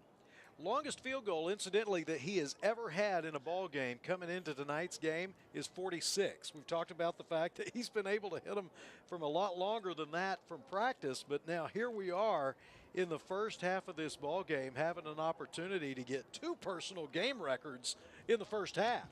Who would have thought that? In his whole career, he has never had one of longer than 46, and he already has one from 47. And about to try one from 50. You really wouldn't think that opportunity would present itself in a game like this, but here we go. And an opportunity to make this a 1-point game going into halftime. The holder will be number 18, Cole Carter. He's a wide receiver, typically good hands. Good snap, good placement. Kick is on its way. Plenty of leg. You hear the horn in the background. It's good. Landon Reeves is money. He puts it through. 14-13, 1-point ball game. Coach Cluley out to congratulate his kicker on that great kick. Great placement by Carter, and he put it through easily, Tommy. I was about to say, once again, an awful lot of room to spare. That is you mentioned earlier the fact that the weapon that he is, and we see an example of it right there. All right, John Sokoloff going to try to grab Coach Cluley, I think, here at halftime. He is still down on the field with Landon Reeves. And let's see what we're going to do here. Reeves is going to go to the locker room. We're going to go to the sideline, I believe, maybe with Coach Cluley. Maybe. It looks like Ron Mayo's got him. Here we go. Let's go down to John Sokoloff with Coach Cluley. Thanks, David. I'm joined by Coach Joe Cluley. So, Coach, you were down 14-3, and then, you end the half with that touchdown there by Reichel, and then the long 50-yard field goal there by Reeves. Do you think the momentum is shifting your team's way? Yeah, I think it's obviously it's a game of runs, and we gave up a huge, 97-yard pass play, which is not what we do defensively, and credit to those coaches over there. They do a great job with these kids. But I think the momentum right now is with us. Now we got to come back out here and keep it. I wish we were still playing, because now we got to go in and rest, and it's halftime. And we got to come back out and continue to take it. We're down, so you got to come out and you got to play. We got to play great defense. We can't give up big plays, and we got to score on offense. And quickly before I let you go, what adjustments are your team going to have to make before going into the second half? I think just little things. We got some communication issues at receiver and quarterback right now that we got to get fixed up. Some communications issues in our back end on defense. Get those little things done, and I think we can come out and play a solid second half. All right, thanks, Coach. Yes, sir. Thank you, Coach Cluley, and thank you, John. Appreciate that. Halftime here at Plains Capital Park Lowry Field. 14-13. We told you it was going to be a good game. It has been so far. Halftime festivities, presentation of the check for rallying for the cause. All that coming up right here on My Lubbock TV.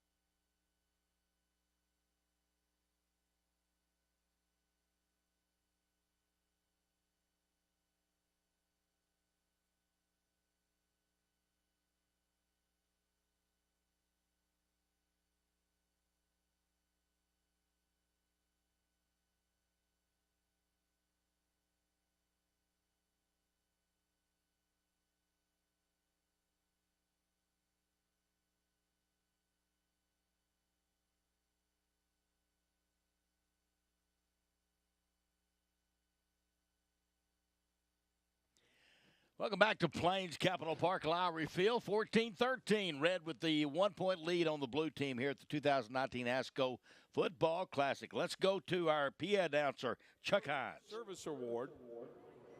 The Greg Sherwood Service Award is named after Coach Greg Sherwood. Previous winners include Johnny Taylor, Butch Henderson, Gary Gaines, Bobby Davis, Larry Dipple, and Dennis Cavalier. The award epitomizes what service, leadership, and character are about in the education field. Greg Sherwood was a big supporter of football and athletics in the entire West Texas region. He earned many successes throughout his career. Tonight, we will recognize Coach Steve Taylor. Coach Taylor graduated from Spur High School in 1972. He attended Angelo State University, where he began his coaching career as a graduate assistant. In 1978, Coach Taylor moved to the high school ranks, serving as the offensive line coach at Muleshoe for 3 years before moving to Denver City, where he spent the next 18 years coaching the Mustangs, the last 6 as head coach. After stints at Ozona, Midland Greenwood, and Brownfield, Coach Taylor returned to Denver City in 2011, before retiring in 2017 after 41 years in the teaching and coaching profession. Coach Taylor amassed a head coaching record of 165, 79, and 1 with 17 playoff appearances, 9 district championships, and 2 trips to the state quarterfinals. Coach Taylor has received many accolades during his coaching career, including being named District Coach of the Year 10 times, Area Coach of the Year 4 times, and was the Tom Landry Award nominee for the region 4 times. Coach Taylor was also honored in 2017 as the National Football Foundation Coach of the Year for the Lubbock area. Coach Taylor and his wife Renee have been married for 43 years.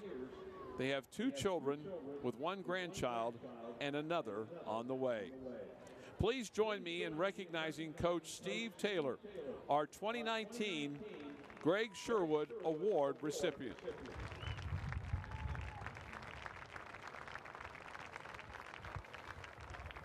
Thank you. It's an honor just to be named in the same sentence with Greg Sherwood. This is echoing, so it's, I don't know. But Coach Sherwood, like they said, was known for being a great coach, a great man, and having an impact on thousands of lives. I believe myself, I want to thank my family for being here. Got my grandson and going to have another one any minute. But I've always felt like coaching is a calling straight from God himself. And I thank God that he called me to coach football. And I give the glory to God. Thank you.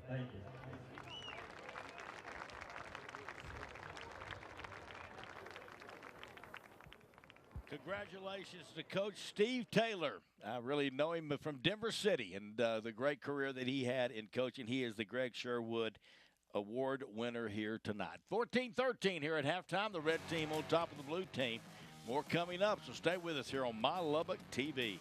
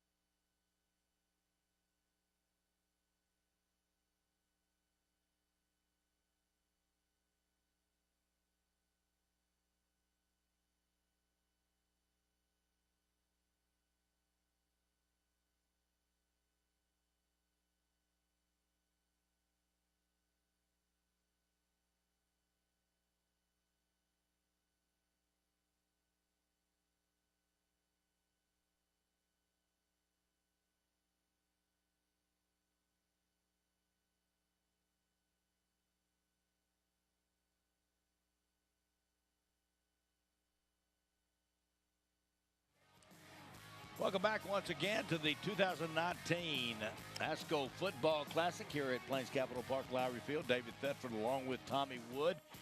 And just had the presentation to Steve Taylor as the winner of the Greg Greg Sherwood Service Award. Let's go back to Chuck Hines and our public address announcer. Our red and blue team selection committee. These coaches are responsible for putting these two teams together.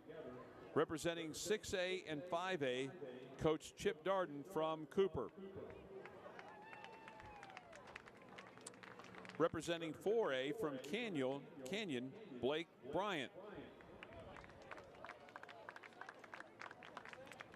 From Littlefield, representing 3A, Brent Green. And representing 2A, Daniel Britton from Farwell. Please help me in recognizing these selection committee coaches. Thank you, coaches, for all of your hard work in bringing us this ball game tonight. Now let's recognize our host coaches. This is a very thankless job, but these coaches become the right-hand man for the red and blue teams. They make sure the buses are where they need to be, that practice starts and stops at the correct time, and more importantly, that there is plenty of food for these young men. This year, our host coaches were Matt Hill and Ron Mayo from New Deal.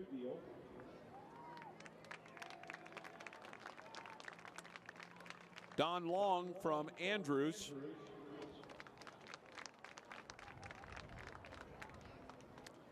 And Steve Taylor from Denver City.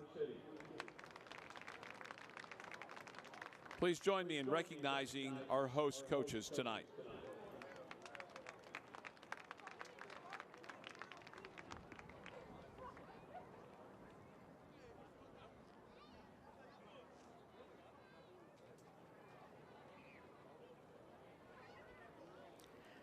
All right, you get an idea of how many people are involved to make this game what it is, so special like it is. 14-13 here at halftime. Stay with us. The check presentation when we come back on My Lubbock TV.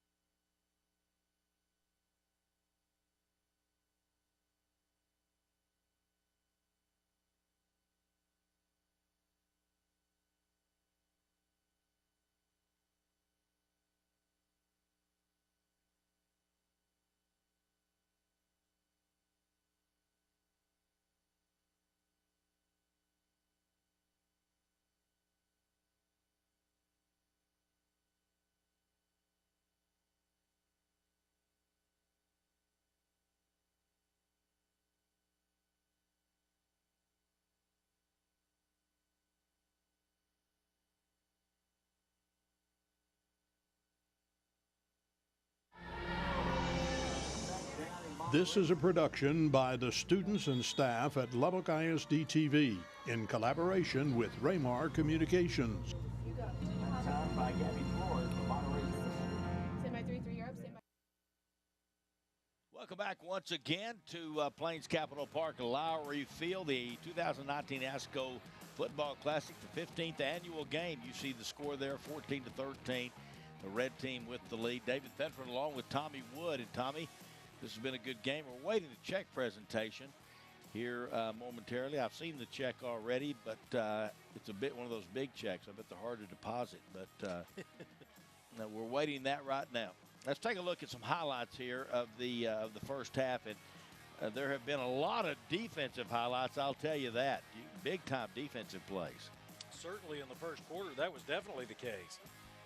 There you saw that touchdown run by DeAndre Campbell, Reichel with the carry.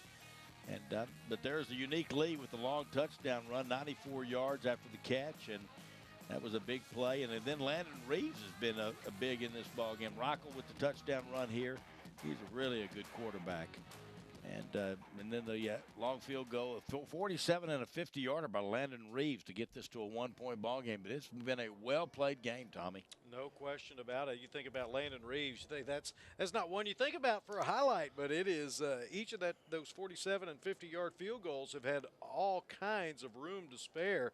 And I'm going to come back to that touchdown that we wound up seeing a little bit earlier from Unique Lee and the job that he wound up doing. And I was talking to each of the tables that were going around at lunchtime the other day and asking the players, hey, what was the best play you've seen so far in practice? And I loved Day Gray's answer. One day he says, well, I think it was Unique because he caught on me, and if you can do that, it's got to be the best play. And Day, he gonna bring. It's about him anyway. But Unique Lee did good. Let's take a look at that play you're talking about, Tommy. It's just a little slant, and I'm telling you, the defense was not there, and it turned into a foot race. You saw the defense in the background almost get to the quarterback, but once Lee had it, it was a foot race to the end zone. And really, he was looking around. There's a block that probably didn't need a block, but just to be sure. Thank goodness it wasn't a clip. Wouldn't that have made everybody really happy? You know, and one thing that I had not picked up on, and talking to all the players this week, is the fact that this was Unique Lee's first year to play that we wound up getting in the interview from John, and he's going to play at Hardin-Simmons next year. I know it. That is amazing. Well, they like to bring the teams back down to the field for this part. They always do that, have the teams come down, be a part of the check presentation. And they present this money raised to these athletes that have been hurt, football athletes that have been hurt either in practice or in a game, and debilitating injuries. And I think we're about ready for this check presentation. Let's go to PA announcer Chuck Hines. This is the 2019 Ascoallstar Classic, Rallying for a Cause. At this time, please turn your attention to the field as we make the check presentations to our recipients. The mission of the ASCO West Texas Football Classic is to provide financial assistance to young men that have been permanently injured while playing or practicing the game of football. We are honored to present assistance to the young men who fight a courageous battle every day of their lives, and it is important for our coaching profession in the West Texas area to recognize them and to let them know that they are in our thoughts and prayers. In 2000, Joe Bean was a starting linebacker for the Odessa Permian Panthers, Mojo. During the last practice before their last regular season game, Joe made a routine tackle. But ever since that tackle, nothing in Joe's life has been routine. Joe ended up with a catastrophic injury that has left him paralyzed. Joe once said, "Everyone goes through hard things. It's not like I'm an exception to the rule." But Joe is an exception. Joe has graduated from college, continues to work with youth, and now is an artist. At this time, the Red All-Stars present a check for $7,500 to Joe Bean. Fortunately, Joe is unable to be with us here tonight, but he is felt here this evening at Plains Capital Park. During the 2008 football playoffs, no one on the South Plains was having a bigger year than Idalou running back Tanner Cook. Over 200 yards per game was nothing unusual. Multiple tackles per game. Whatever it took, Cadillac Cook was going to make it happen. Until December 6th, in a fourth-round playoff game against Cisco, Tanner sustained a brain injury that would lead to partial paralysis, memory loss, and cognitive regression. Superman, as his coaches and teammates called him, is making strides each and every day. Tanner has graduated from high school, is working, and is now married. At this time, members of the blue team present a check for $7,500 to Tanner Cook.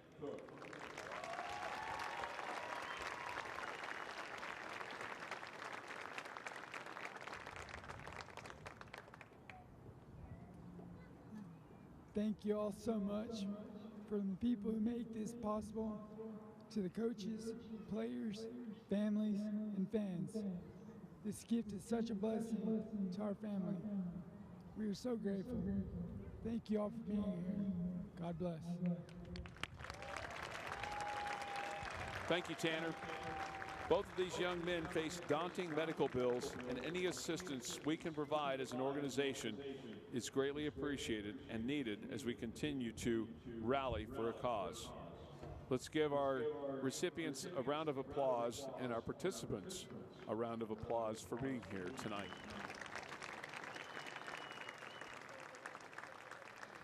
That is inspirational and really touching to see that down on the field. You look at Tanner Cook and his wife there, and just an amazing presentation. The two teams come together in this whole program that happens to call Rallying for a Cause for these players that have been injured. We've got the second half coming up, so you'll want to stay tuned. It's been a great first half. 14-13. The red team leads the blue team as we watch the teams go to the respective ends to get ready to kick off here in the second half. Tommy and I'll be back with that here on My Lubbock TV.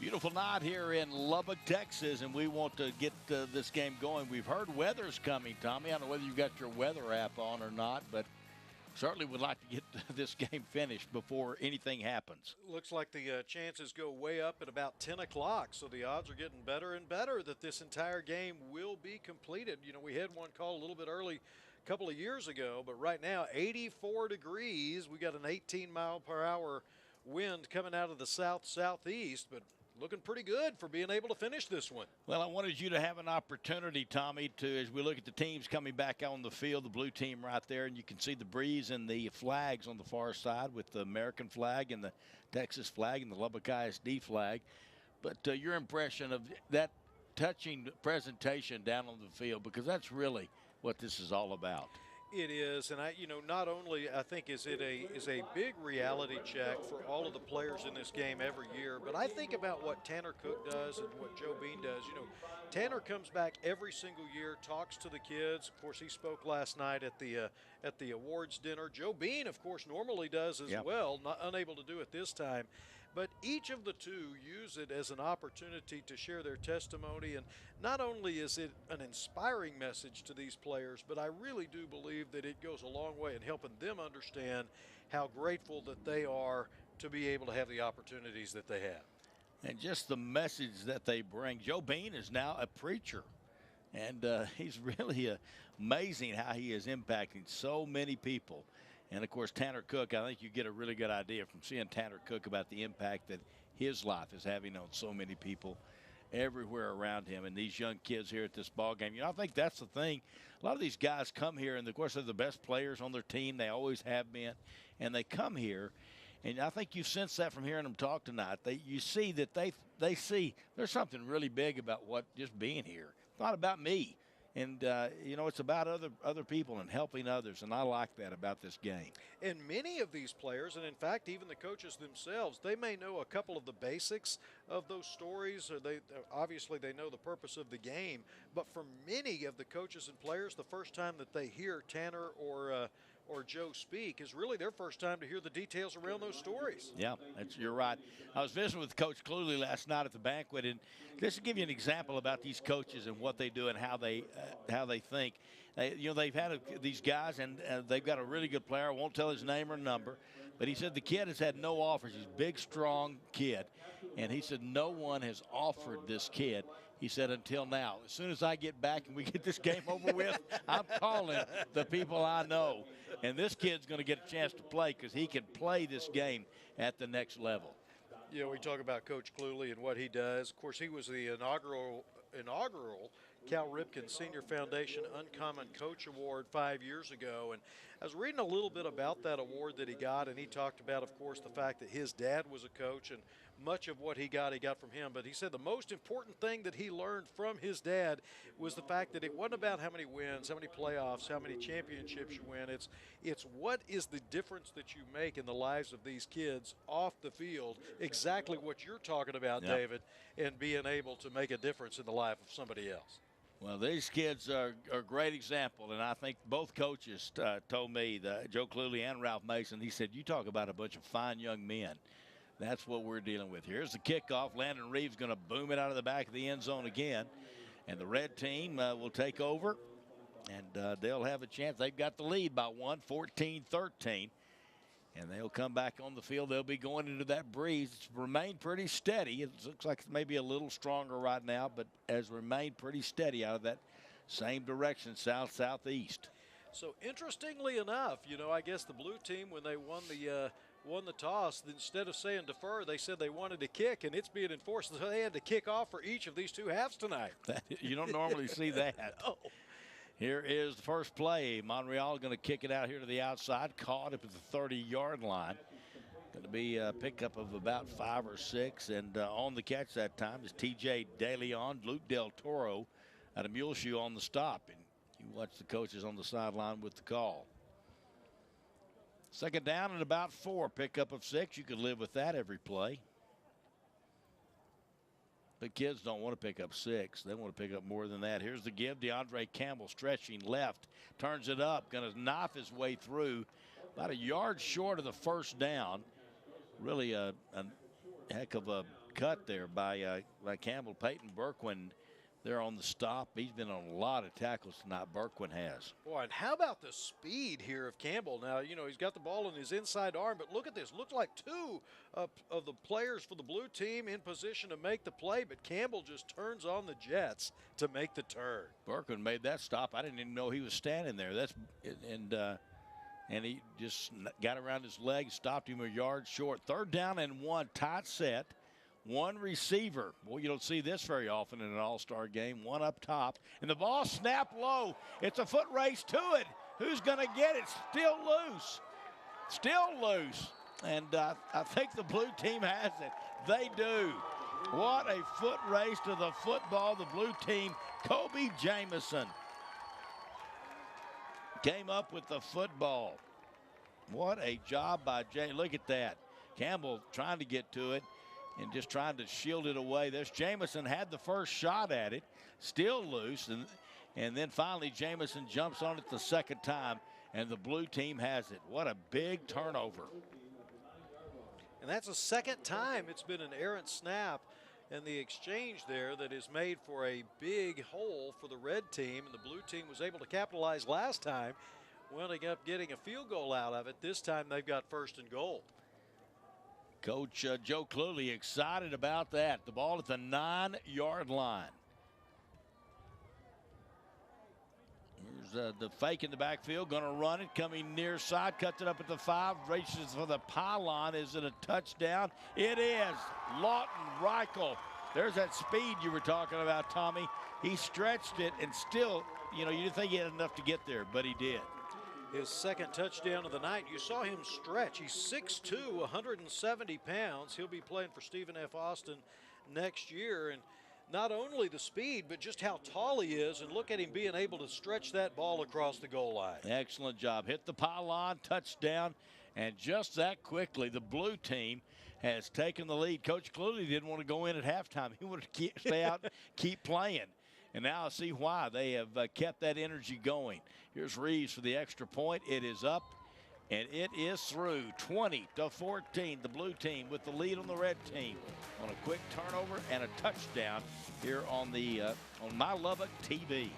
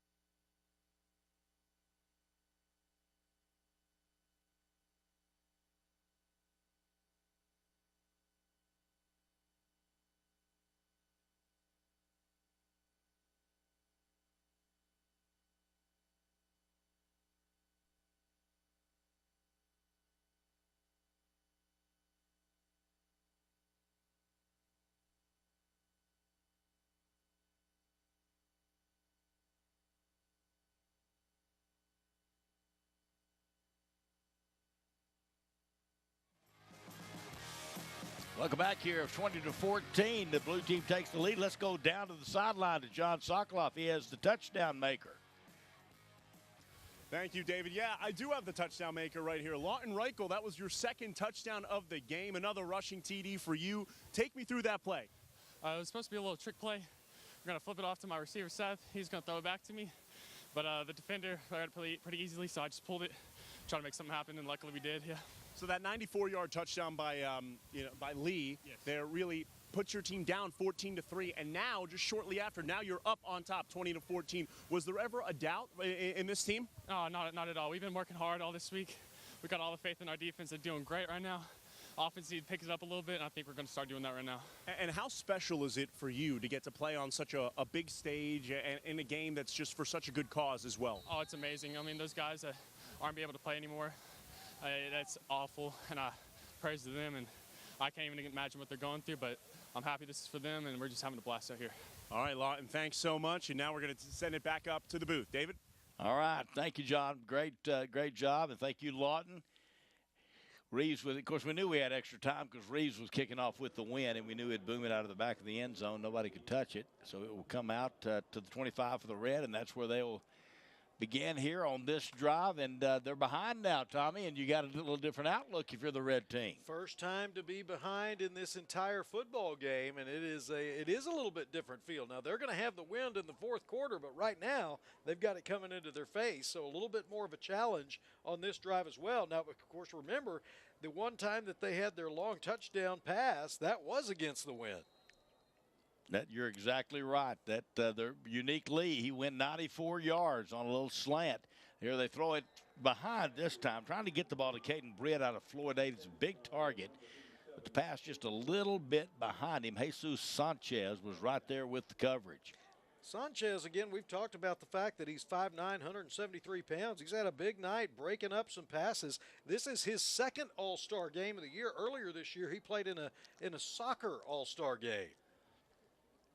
You see Jackson Napper, number 8, the quarterback. He's out of Lamesa High School. Golden Tour. Here's the fly pattern down the sideline, and it's going to be incomplete. I think wanting a call over there on that far side.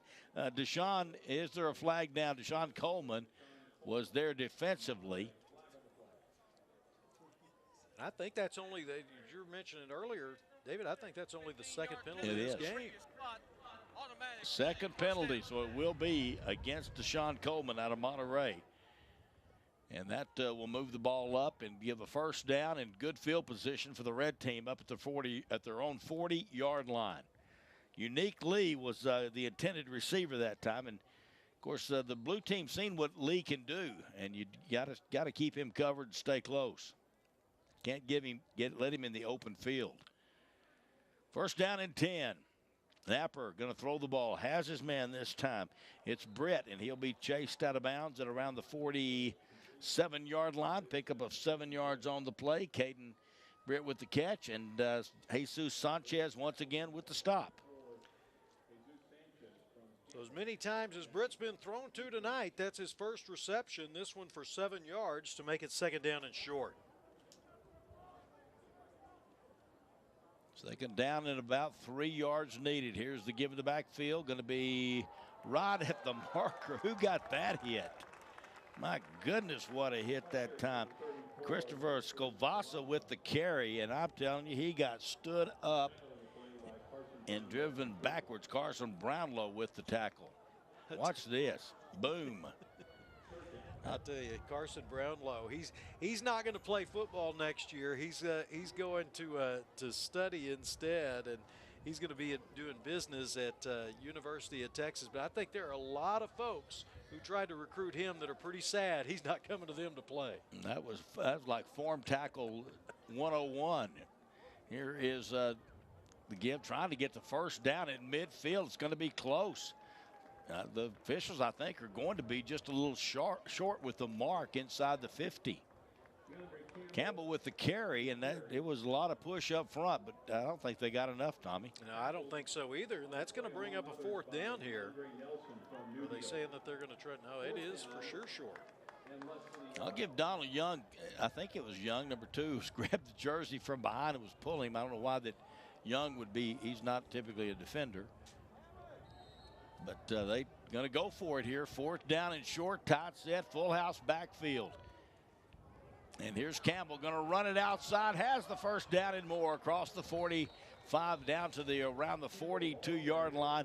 Just get Campbell, Boogie Campbell, a little room. He'll make it happen. And on the stop is Kobe Jamison for the blue team.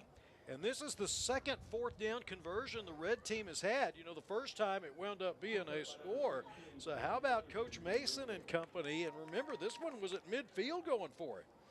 I don't know who I think it might have been Deshaun Coleman who undercut him initially.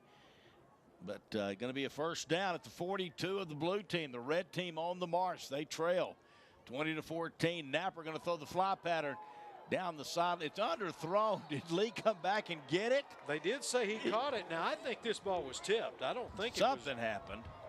It was a dying duck out there, and the unique Lee calling the team up. Here we go. Let's watch this, Tommy. Napper's got a really good arm. Well, he did. Nobody tipped it. Huh? Look at that move by Lee and to get his hands underneath. And Kobe Jamison had a call the other way. He had it hitting the turf. But it looked like he got his hands underneath at the 20-yard line. 1st down and 10 for the red team. Napper goes left. Going to throw over the top. Has a man. Touchdown. I think it's Unique Lee again. It is. Touchdown. Red team. And really a nice job by Jackson Napper to buy that time to be able to get the ball off and get it to Lee, who finally got free toward the end zone. His 2nd touchdown of the day. This one puts him over 165 yards receiving on the evening. Wow. Unique Lee. What a catch and a touchdown. Right there was Jesus Sanchez. But he was a little bit late getting back there, and it's another touchdown.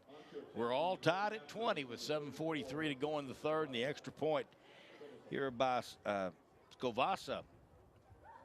The hold will be by Caden Hensley. The kick is on its way. Ascoallstar looks great kicking the football. And he puts it up and through. 21-20 is the score. The red team with the lead on the blue team here on the 2019 ASCO Football Classic.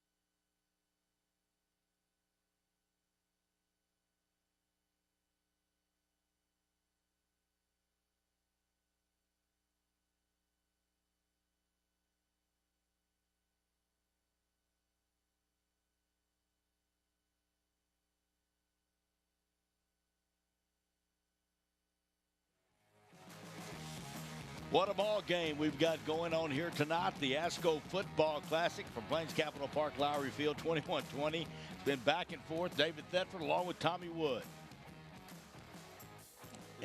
We've had 2 lead changes in this second half of the game. Right now it's a 1-point game. And we're just talking about this Andrews coaching staff and Coach Mason. 2 fourth-down conversions. This last series went for it in their own territory against the wind, picking up the conversion and leading to that touchdown we just saw the replay of. Unique Lee with the catch from Jackson Napper. Brian Gallegos will kick it off here for the red team. He's number 32. He's a defensive end from Plains. He'll pooch it up in the air, not very high, and a fair catch. Nickel wanted to catch and run with it, but he's disappointed. He's number 5, but backing up in front of him was Cole Carter out of Cooper, and he made the catch. So the ball will be blue team and in good field position at around the 31-yard line. But Nickel, you can tell this is a guy that's learned through the years of pooching that ball.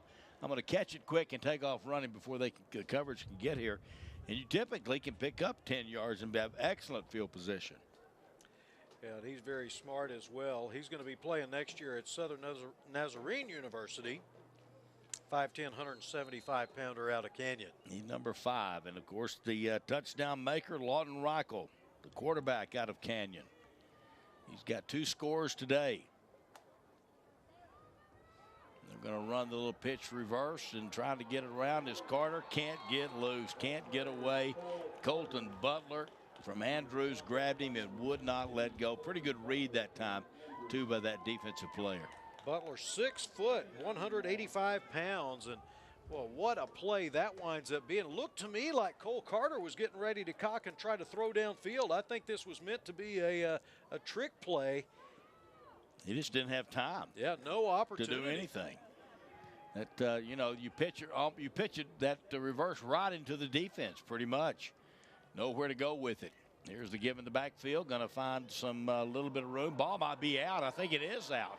Flag is, I see the beanbag down. The red team saying they have it. And they are pointing. Looks like the blue team defense coming on the field, and the red team has it right back.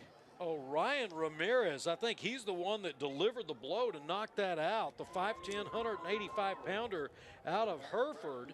He's all district. Let's see if he's the one that makes the play here. And look at that hit.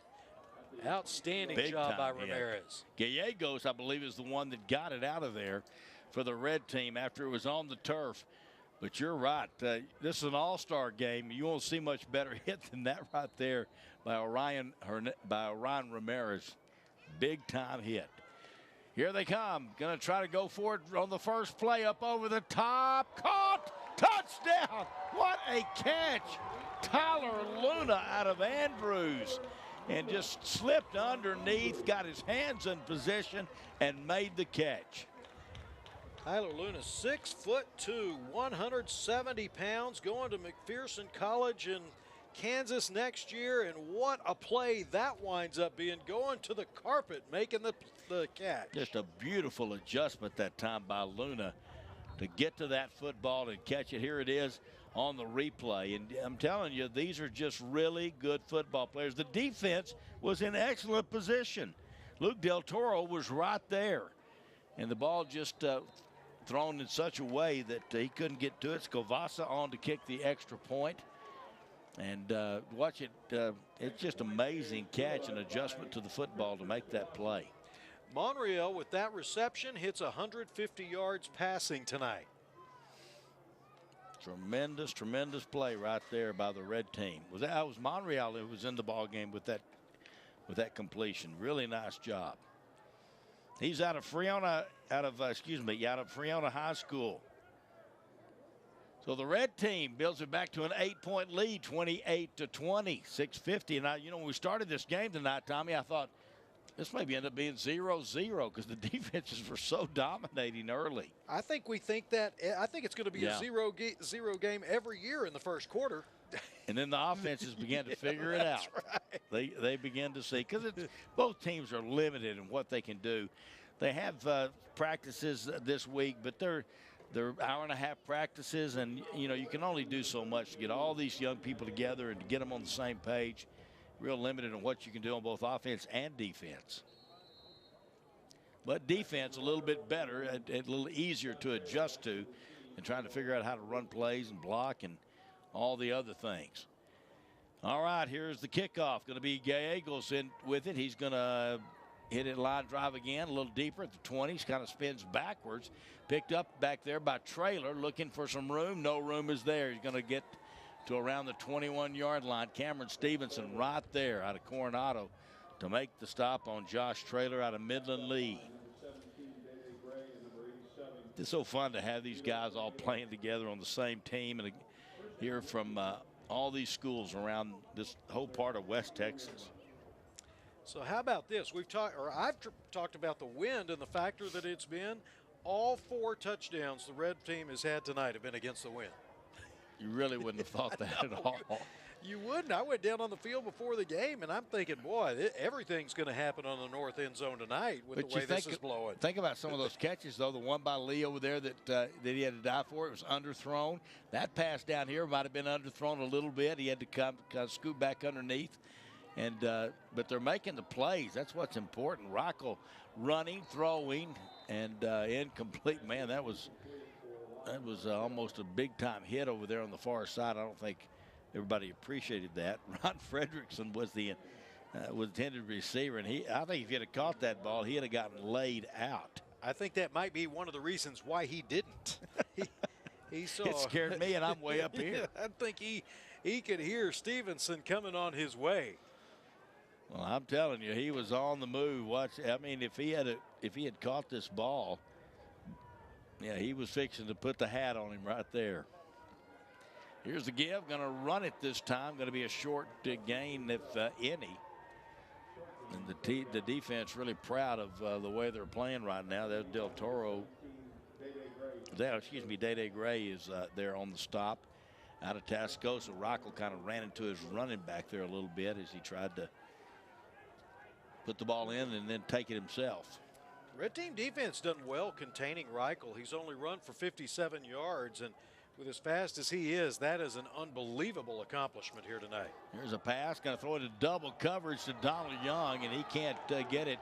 The ball was there where it could have been caught or it could have been intercepted. Either one would have been a possibility. Cameron Stevenson back there for the red team, along with number 26, Christian Kaiser out of Friendship. And Donald Young, a big-time receiver. He's a big young man, and 6'2", and he's solidly built. And 215 pounds. Reichel just put it up there to give him a chance to go get it. And it's tough to go get it when you got that kind of sandwich coverage on you. Going to be 4th down and punt time here. 2 back now, no rush at all this time, and a really good punt. Going to be taken in at the 27-yard line. Cam Stevenson finds the seam. He can run with it. Great returner trying to leap up over the top at the 35 over Reeves, and Reeves just carries him out of bounds. But I'm telling you, Cameron Stevenson, I've got to do all of his games this year, and he did some miracle things with returns and interception returns when he gets the ball in his hands. Well, that's going to give the red team a very short field. Right now, they already lead by 8. I don't think Reeves thought he was going to try to jump completely over him right there, but he did. Going to be 1st down and 10. Great field position at the 34-yard line. Napper at quarterback, going to throw it, gets it off, has a man caught on the outside, turns it up to 25 to 20. Going to be tackled. Flag is down on the field. We'll have to get the meaning of that. That pass was completed out there to Scovassa. Was it 34? It was Christopher Scovassa. It's going to be on the defense. So I see Mark Hughes there asking the red team, Coach Mason, if he wants to decline it, and I'm sure he will. For 12 on defense. The player was exiting the field as the ball was snapped. Result of the play, 1st down red. 12 on defense. They still couldn't stop it. 28-20. Red team on the move here. 1st down and 10 at the 20-yard line. Going to give it, cut back. Inside the 20. Chris Scovassa once again with the carry. He's a pretty hard-nosed running back. He got hit pretty hard, too. Clayton Culp, number 88, defensive end out of Lamesa. But you look at Scavassa there, he doesn't look that big. He's just, you know, one of those tough kids that puts his head down and runs hard. Yeah, a little bit difficulty getting a handle on the ball that time as he was coming around that right side. And we talked about it earlier, the fact that coming from Sudan, the running under center, the footwork is different. I think we saw a little bit of an example of that. I think Nolan Williams was also there out of Lubbock High on that last play defensively. Throw over the top. It is incomplete. Trying to go out there to Caden Britt once again, and couldn't come up with it. So it will be a 3rd down and 8 coming up for the red team. It's a big-time defensive series right here for the blue team. They need to get a stop. They definitely do. And, you know, look at that throw to Britt right there, and that went a little bit high. But I like the strategy, just that timing pattern to your 6'7" receiver in the end zone. Give him a shot, and that's exactly what they did. 3rd down play, and the whistles. There's our first false start of the ball game. It'll be illegal procedure against the red team. 5-yard penalty. You know, you would think you would see a lot of those. This is a huge penalty because the ball's down here at the 18-yard line. Now it's going to move back to the 23. That would make this a 40-yard field goal, depending on the result of this 3rd down play. And remember, this is with the red team, they're taking volunteers for kicking. And while they've got a good one, they're doing it against the wind. This is a much different scenario kicking into this south end zone as it is to the north. Need to pick up a little bit right here. Napper, the quarterback out of Lamesa. He's got it. Good protection this time. Starting to break down. Throws. Picked off at the 13-yard line. Just really, that's Berquin coming in to make the pick. Peyton Berquin out of Lubbock Cooper. The kids had a wonderful game here tonight. But a big play there for the blue team. And that was much needed for that blue team. No question. That was and what an athletic move. Look at Berquin right here, just reading the eyes and going up, plucking that ball out of the air at its highest point and giving the blue team the ball at their own 13-yard line. But more importantly, putting an end to a threatening drive from the red team, who's already up by 8. That pass was intended for Mark Solorzano out of Andrews. And you're right, Tommy, that was just a tremendous defensive play to cut in underneath and get that pick. 1st down and 10, the ball at the 14-yard line of the blue team. Lawton Reichel at quarterback. Empty backfield now, low snap. Going to swing it outside, has blockers in front. Up to the 20, the 25. And Josh Traylor will put his shoulder down and be chased out of bounds here on the near side by Cameron Stevenson. Well, we're going to have an unsportsmanlike conduct at the end of this one. Well, that's surprising. Here is Traylor. That was excellent blocking as they got the ball outside. And I don't know what the flag was for. Well, it had the trajectory of personal foul. We'll see what the call is. Defense number 26, 15 yards added to the end of the run. Well, the flag was called on Christian Kaiser out of Friendship, but I didn't see.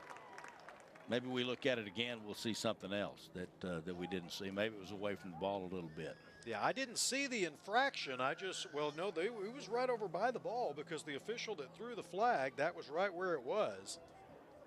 I just saw the trajectory of the flag knowing that that's what it was, but had to have been something he said rather than something he did. 1st down and 10, the ball at the 41-yard line. Reichel going to throw, incomplete, over the top that time, trying to get the ball to Ryan Fredrickson out of Bushland. Incomplete. I'll tell you what, one of my favorite parts of this play was Traylor's block. If we've got a replay on that, Traylor did a fantastic job of being able to wind up giving Reichel plenty of time back here. You'll see him, he'll be just on the right side of your picture, number 22. And look at that in the backfield. Yeah, he put him down on the turf. It'll be 2nd down and 10, though. The pass incomplete. 4:21 to go here in the 3rd quarter. Reichel stepping up, will throw across the middle. Caught at the 35. Trying to make a move is Ryan Fredrickson. But what a catch and run and a beautiful pass, a bullet to Fredrickson. Well, if you are the blue team, you love everything about that. Reichel had a ton of time back there and then throws that ball on a rope for a first down at the 22. Seth Weatherby on the tackle out of Greenwood. That was not an easy tackle to make. Little swing out of the backfield this time. Out here to the near side to Wyatt Lay from Dumas. And he'll pick up a few yards on that play. Tyler Luna over to make the stop. Luna from Andrews High School. Reichel now over 100 yards throwing. He's at 124 on the night. Second down and a couple needed. Reichel going to run with it. Bounces inside, now bounces outside. Trying to get to the corner. He'll get out of bounds. That shows you the speed and quickness. Ramos is over there to make sure he goes out of bounds, but it's going to be a first down for the blue team. Yeah, not only going out of bounds, but I'm just looking at what his awareness is of where the sticks are to be able to pick up that first down. Ramos squaring him up there and making him go out of bounds, but already a first down for the blue team. They trail 28-20, 3:50 to go here in the third quarter. Here's the give in the backfield. Cut up at the 10 to the 5. Head down, pushing to the 1 yard line. All the way down to the 1. Braxton Gerardo with the run out of shallow water. My goodness. Orion Ramirez finally gets him down. You talked about that runaway train. Look at this. Wow. I mean, that is a tough run right there. Just took that counter step, and I mean, what a job by his offensive line to be able to clear things out and give him the lane to run through. And he did the running. I'm telling you, he put it down and put his head down and got tough yards. He'll get the chance at the touchdown. He got in, touchdown for the blue team. Braxton Gerardo with the touchdown. The shallow water running back. He gets the payoff. He got it down there. He ought to get the payoff. We might not even have to block for him. It's a 1:25 drive that the blue team has had. We've had 2 lead changes in this second half. Looks like they'll be kicking it rather than going for 2 to try to make this a 1-point game. Landon Reeves on to try to add the extra point. He's been perfect tonight. Field goals, 2 of those, and extra points. This kick is up, and it's good once again. And we do have a 1-point ball game, 28-27. The red team with a 1-point lead on the blue team. You know, and I thought, Tommy, just a moment ago, I thought, uh-oh, the red team's fixing to start rolling here, get a big lead. And then they get the interception by Berquin, and right down the field, put it in the end zone. We've got a heck of a ball game. That was an 87-yard drive that took 1 minute and 15 seconds off the clock to make it this 1-point game. A lot of fun. And just this ASCO Football Classic, I want to mention that we mentioned Johnny Taylor and James Morton who started all this, but lots of help goes into this, their committee. And Steve Alexander is one of the key guys that makes all this come together. He works at Citibank, but he has really been an integral part of the Ascoallstar Classic. And also another one is Scott Harrison with Visit Lubbock, Lubbock Sports. Scott does so many wonderful things to help with all these great events in Lubbock, and of course a host of other people, Tommy, that help out and make this possible. Well, and Mickey Rogers comes to mind for me. Oh my goodness, he is amazing what he does, feeding these people, feeding these kids. Can you imagine how much food they go through for this? And he always has it there, has it hot and ready to go. Fuddruckers. I'll tell you what, it was pretty entertaining. I went over there the other day for lunch to be with the teams and talk to the players. And, of course, they've got all the high school football helmets up. And I watched Mickey and just named every single team as he looked at all those helmets. Didn't matter how small the school was, how small the team. I said, well, that's pretty impressive. And he looked at me and said, well, I was the one that went and got them. Yeah, he's got all those. I think we counted there were like 7 from our whole area he didn't have. We tried to help get a couple of them. But he's got almost every high school helmet representing our whole area. There's the kickoff, going to be over the top and out of the back of the end zone. Day-Day Gray tried to jump up and get it. He probably wanted a chance to run it back, but it's going to be out to the 25-yard line. 3:10 to go, 1-point ball game. Blue team has just scored a touchdown to cut it to 1. Looking for another stop here, and the red team going into the wind. They will have that advantage of the wind, which is out of the southeast now, maybe a little bit more, but still advantage to the team going back to the north. You would think so. Red team has scored every touchdown they've had going the other way. Blue team's had every one of their points going north.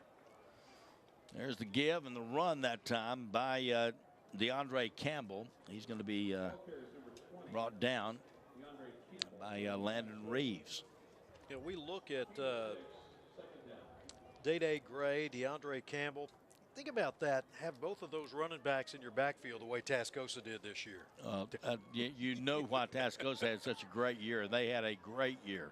Here's the give, and going to be run out of bounds on the far side. I get a little hard for me to see over there on that when it gets that far away from me. It looks like Ryan Fredrickson, Marco Monreal, excuse me, going to keep the ball, and the quarterback keeper that time. Really showing a lot of his speed as well. 5'8", 155-pounder from Friona. First down and 10 for the red team. They'd probably like to keep the ball the rest of this quarter. Here's a swing pass to the outside, going to be caught, hustled out of bounds. And around the 39-yard line, Tyler Lunan, he's still down on the turf. Here on the blue sideline with an injury pointing to his shoulder. Appears to be what it is.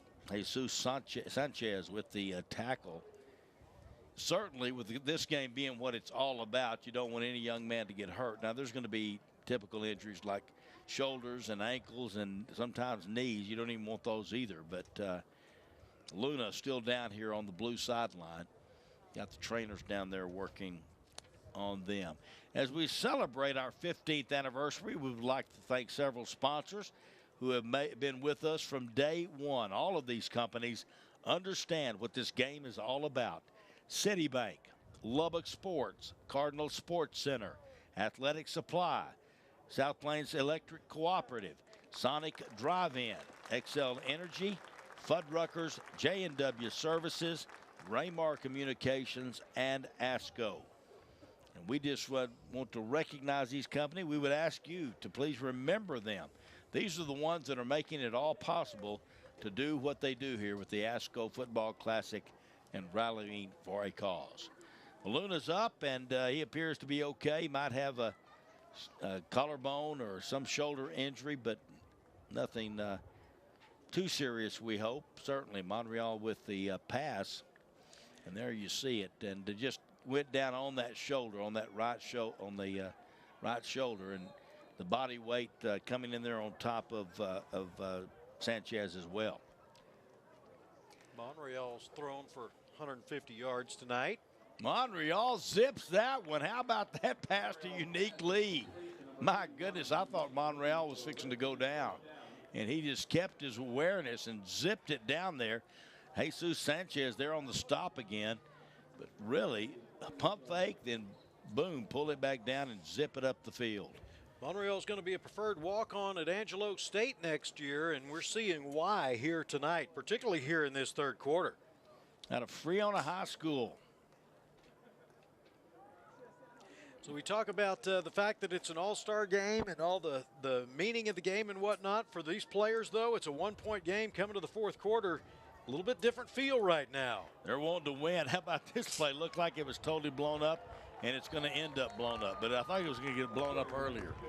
But Xavier Rodriguez and on the stop of T.J. DeLeon, it just this was messed from the beginning. Yeah, and this just comes down to the fact that you've had 5 practices together. And you're not used to working together as a unit, and the timing not quite there to make it second down and long. Xavier Rodriguez right there around the legs out of Levelland. Was really a great player for the Levelland Lobos. Second down and 17 now for the red team. Monreal going to throw it deep. Unique Lee's out there, can't get to it. Defense was running side by side with Unique Lee, and that was Colton Butler not Colton Butler. It was number 19, Geronimo Quintanilla out of Brownfield, and he was in really good position. Lee had a chance, though, Tommy, to fight back inside. He did, and I'm, thinking about the fact that that's throwing against the 16-mile-per-hour wind right now. My anticipation is, and we've seen Lee slightly underthrown a couple of times coming back this direction. He was able to make the adjustment before. 3rd down and 17 now. Big play for both teams. Bull rush here on the outside, now thrown on the sideline. Did you see big number 41, Dalvion Rhodes? Guys are going, this is an all-star game. Quit running over me. 6'1", 265 pounds. And, I will say, he gets late in the game like this, and you start wondering about conditioning, too. How I asked, it was pretty funny. I asked, one of the coaches said, so was it evident that you got somebody that hadn't run since the season ended? And Coach Cluley said, yeah, all the coaches. Yeah, the coaches hadn't moved. All right, you're going to have to punt the ball away. 4th down and 17. No rush at all again. This is going to be a high punt. Fair catch going to be called for and dropped. Still loose. It's going to be covered by the red team. And that's number 19 coming up with it, Colton Butler. Fair catch was called for, but could not come up with it. You watch it here. And that's the sure-handed Seth Nickel. But I think the wind, Tommy, kept pushing it away from him. I think that's exactly what it was. I think it just didn't carry quite as far as what it looked like it was going to. And you're just like, come on now. We stopped the red team, and they've still got the ball after a punt. 1st and 10 at the 35-yard line of the blue team. Here's the give in the backfield. Going to run right, undercut. Boy, look at the defense just fly to the football. I'm telling you, that was Luis Ramos out of Dumas. Let me make sure that Dumas, that. Yeah, he's going to go to WT next year, and he was the defensive player of the year of the district this year, and we can see why right there. Watch him come in here if we get over there. I mean, he's going to get the football. Scavassa with the carry, but he just got a little bit, maybe 2 yards on the play. 2nd and 8, we'll call it. Napper looking to throws over the middle, too high, and uniquely looked like he mistimed his, no, not lead, mistimed his jump just a bit. That was Sorlozano.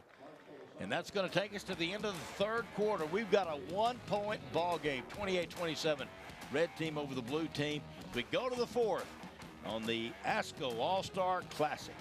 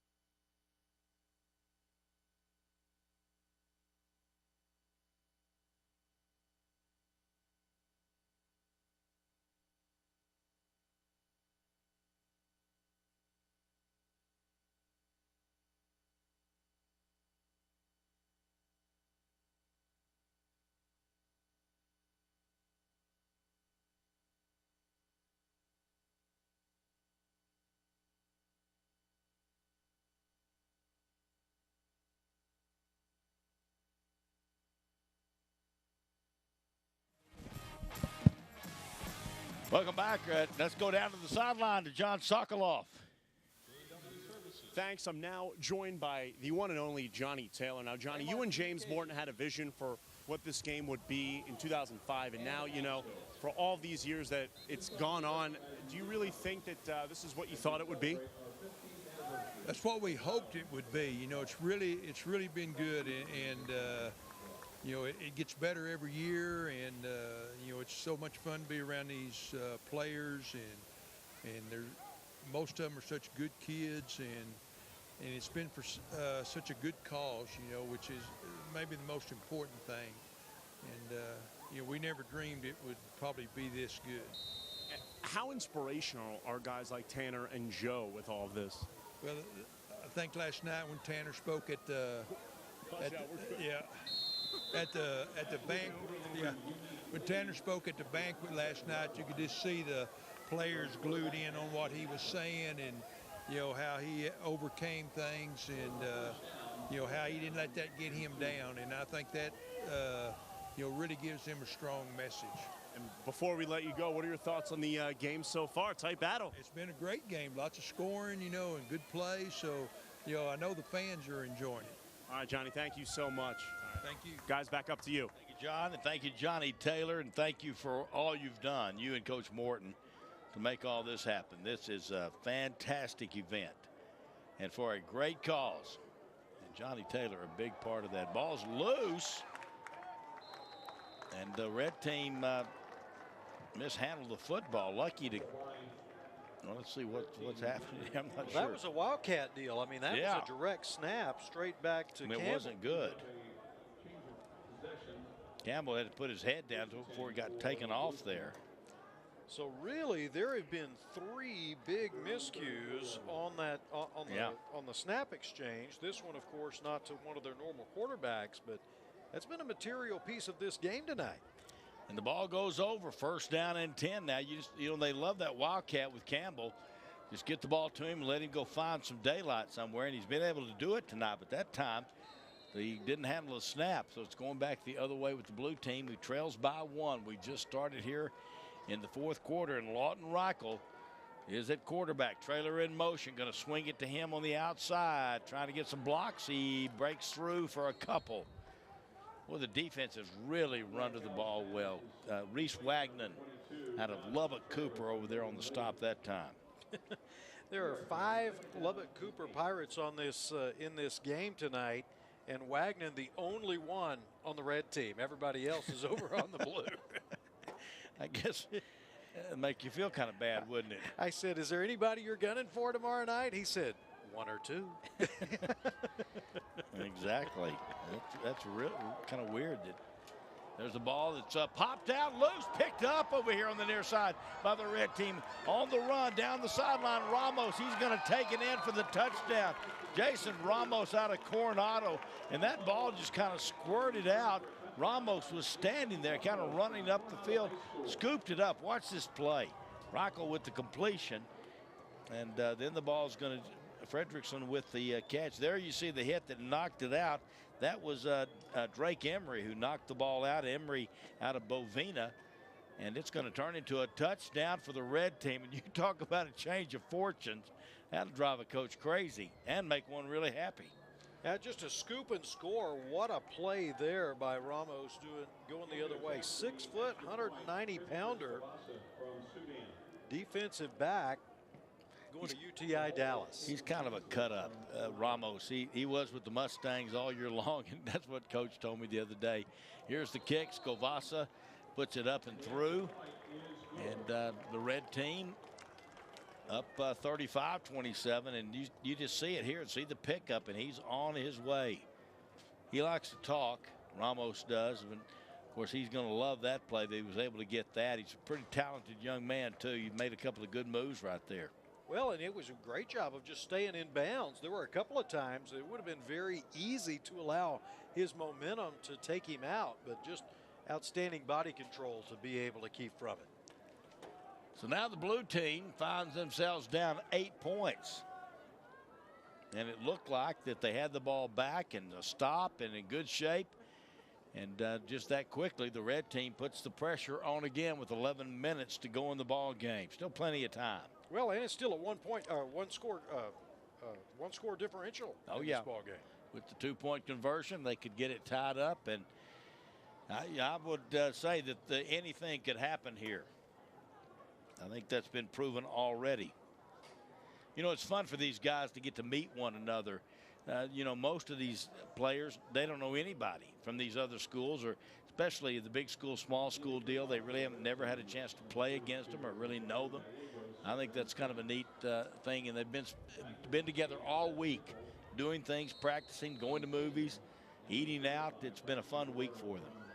Well, and I'm going to use the example of Drake Emery. I mean, you know, you're in Bovina and you're coming and playing against teams that are, you know, 5 and 6A, and you're one of the marquee players of the game. Gallegos with the kickoff. This one's going to go out of bounds. Normally players will pick it up. That time they smartly let it go. Seth Nickel was back there, let it go out of bounds, and the blue team will have it. So blue team right now, they're going to be going against the wind. They have not scored, headed to the south end zone, and right now they are down by 8. Need a difference, need to change their fortune headed this direction. Mark Hughes, the referee. Kick out of bounds. He's talking about the ball will be placed down at the 30-yard line. First down and 10 for the blue team. Been so fun to watch. I wish we could make sure we said every young man's name that's played tonight and played in the game. But and we have said a lot of them because there's been a lot of guys making plays. I look down, just look down the list, and Holt Pierce from Shallow Water on the red team. Austin Kelly from Seminole on the red team. Guys that we haven't, that I don't remember saying, I might have. Here is Reichel going to throw the ball deep. Has a man out there. It's Carter. Can't catch it. Defense was there again. Put it in good position, but really Seth Weatherby from Greenwood made a really nice play on the ball. But Carter was able to use his speed to get down the field, and he has really good speed. Cole Carter does out of Lubbock Cooper. Definitely one of those utility players that could just about do it all. Just from a coach's perspective, just look for ways to get him on the field. He's a very good athlete. Second down and 10 from the 30-yard line of the blue team. Lawton Reichel trying to run. There's really has not been many seams to run into. Brian Gallegos, number 32, on the stop. I am really impressed with this red defense in the way that they have contained Reichel. He's now at 64 yards, and granted, he's had 2 touchdowns tonight. He has not been able to break that big one that you would be looking for, really, that I was kind of expecting given the speed that he has. Well, Ryan Ramirez also there out of Hereford. He's made some big tackles tonight. Third down and about 8 needed. Reichel to throw outside. Throws it down the field. It's going to be picked off. The receiver quit on it and then going back the other way up the field with the interception, staying with it and running down the field and making the pick. But give the ball right back to the red team. I've been trying to see the number. It's 26, and it's Christian Kaiser. And I think this is a one-handed interception. Let's look at this on the replay. Oh, no, he did get both hands under it, but he just playing center field and going back there to get it. And he gets a good return here, then gets out of bounds, protect the football, got great field position. So there is going to be a penalty after the interception, after the turnover. The ball is going to be placed back at the 48-yard line of the red team. Still good field position, and a nice pick that time by Kaiser. Looked like that maybe Reichel thought his receiver was going to get up the field a little further before that one came down, and Kaiser was really the only one that had a shot at it. Boy, you see Terrell Howard get up the field and turn that play back inside, number 12. And there was absolutely nowhere to go, and he helps up DeAndre Campbell, the running back. Well, I think Howard was timing the snap. I mean, he was coming up on it, almost wound up jumping off sides, was able to keep himself from getting across, but looked like he may have anticipated the cadence. Well, he really turned everything back to the middle. Here he is again out here on the outside.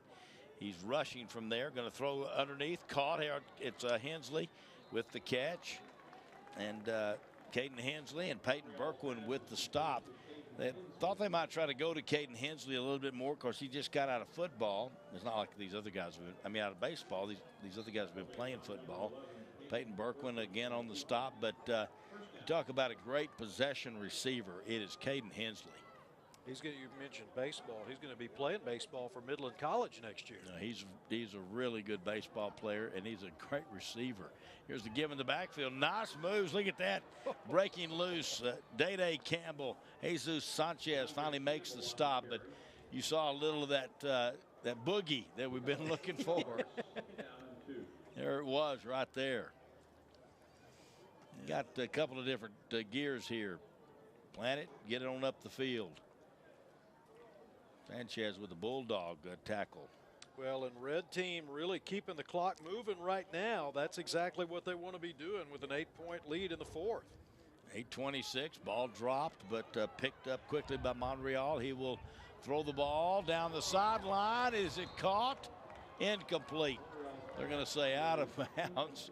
And the receiver, who is that over there? TJ DeLeon saying, I got it. He's out of Caprock. Well, look at this, though. He's off balance when he throws. Can you believe how accurate this pass wound up being with both of his feet in the air when he let go of the ball? Wow. It was out of bounds. Good call over there. Great catch, but it was out of bounds. Yeah, outstanding concentration, but both knees on the white when he brought the ball in. 3rd down and short. 8:15 to go. The clock stopped right now with the incompletion. Here is Monreal going to keep it up through the middle. Has some room. 25-20, 15, 10, 5. Touchdown. Great running by Marco Monreal out of Friona.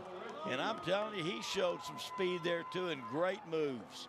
That's a 33-yard run for Monreal. That puts him at 46 rushing on the night, but it's a big one, and the touchdown to make this a 2-score differential. Berquin trying to get there, and he will pull him down, but that kind of tackle normally just gets you a flag. He was already into the end zone, but no flag, and I'm glad the officials didn't throw it. It wasn't vicious or anything, but here is the try for the extra point. Christopher Scovassa will kick it, and it is good once again. The red team has exploded here in the 4th quarter. Going to be a great finish, though, so stay with us here at the 2019 Ascoallstar Classic.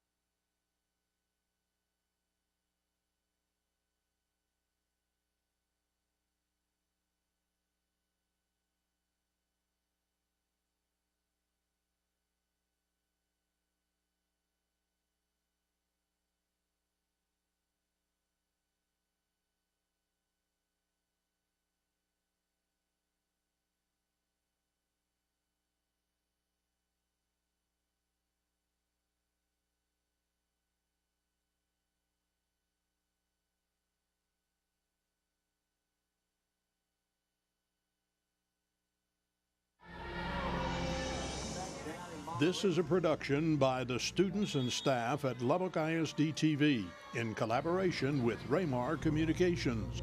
Time by Gabby Flores for Monterey. Say my 3 yards. Welcome back once again to the Plains Capital Park Lowry Field. It's 42-27.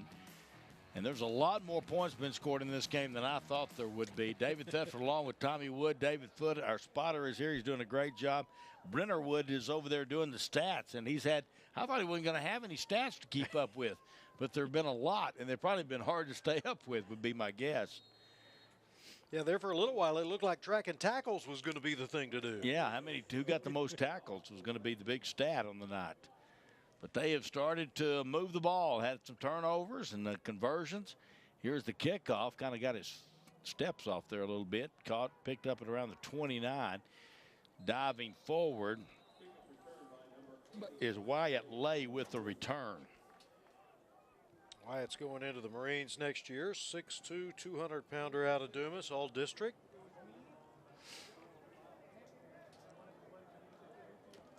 You know, you look at these, and I'll tell you who does not ever get mentioned usually is offensive linemen, those kind of people. On the stop that time, Day Gray. But, you know, you got Miles Johnson out of Levelland, Lance Martin out of Paladuro, Miles Bravo, offensive tackle out of Lubbock Cooper. Those are all on the blue team. Look at number 60 there. You can see him, Craig Valdez out of Crane. He's an offensive guard. First down and 10. The ball at the 36-yard line. Blue team needs to go make something happen, Tommy, probably with this drive right here. Carter coming in late from the sideline. That's another thing, just making sure you got the right personnel on the field. Pressure coming, going to throw it underneath, dropped. Got the ball to Ryan Fredrickson, couldn't hold it. Seth Weatherby was over there in coverage, but did get it on his hands, but couldn't pull it in. Day Gray, look at this, how fast he was back there, almost able to make the play. He has been all over the field tonight. We've talked about his football accolades. He's also a regional qualifier in 5 different events in track. Can you imagine that, doing it in 5 different things? Oh, you'd be worn out. You really would be, especially if they were close together. Second down and 10. There you look at them having fun on the sideline. The red team's up right now.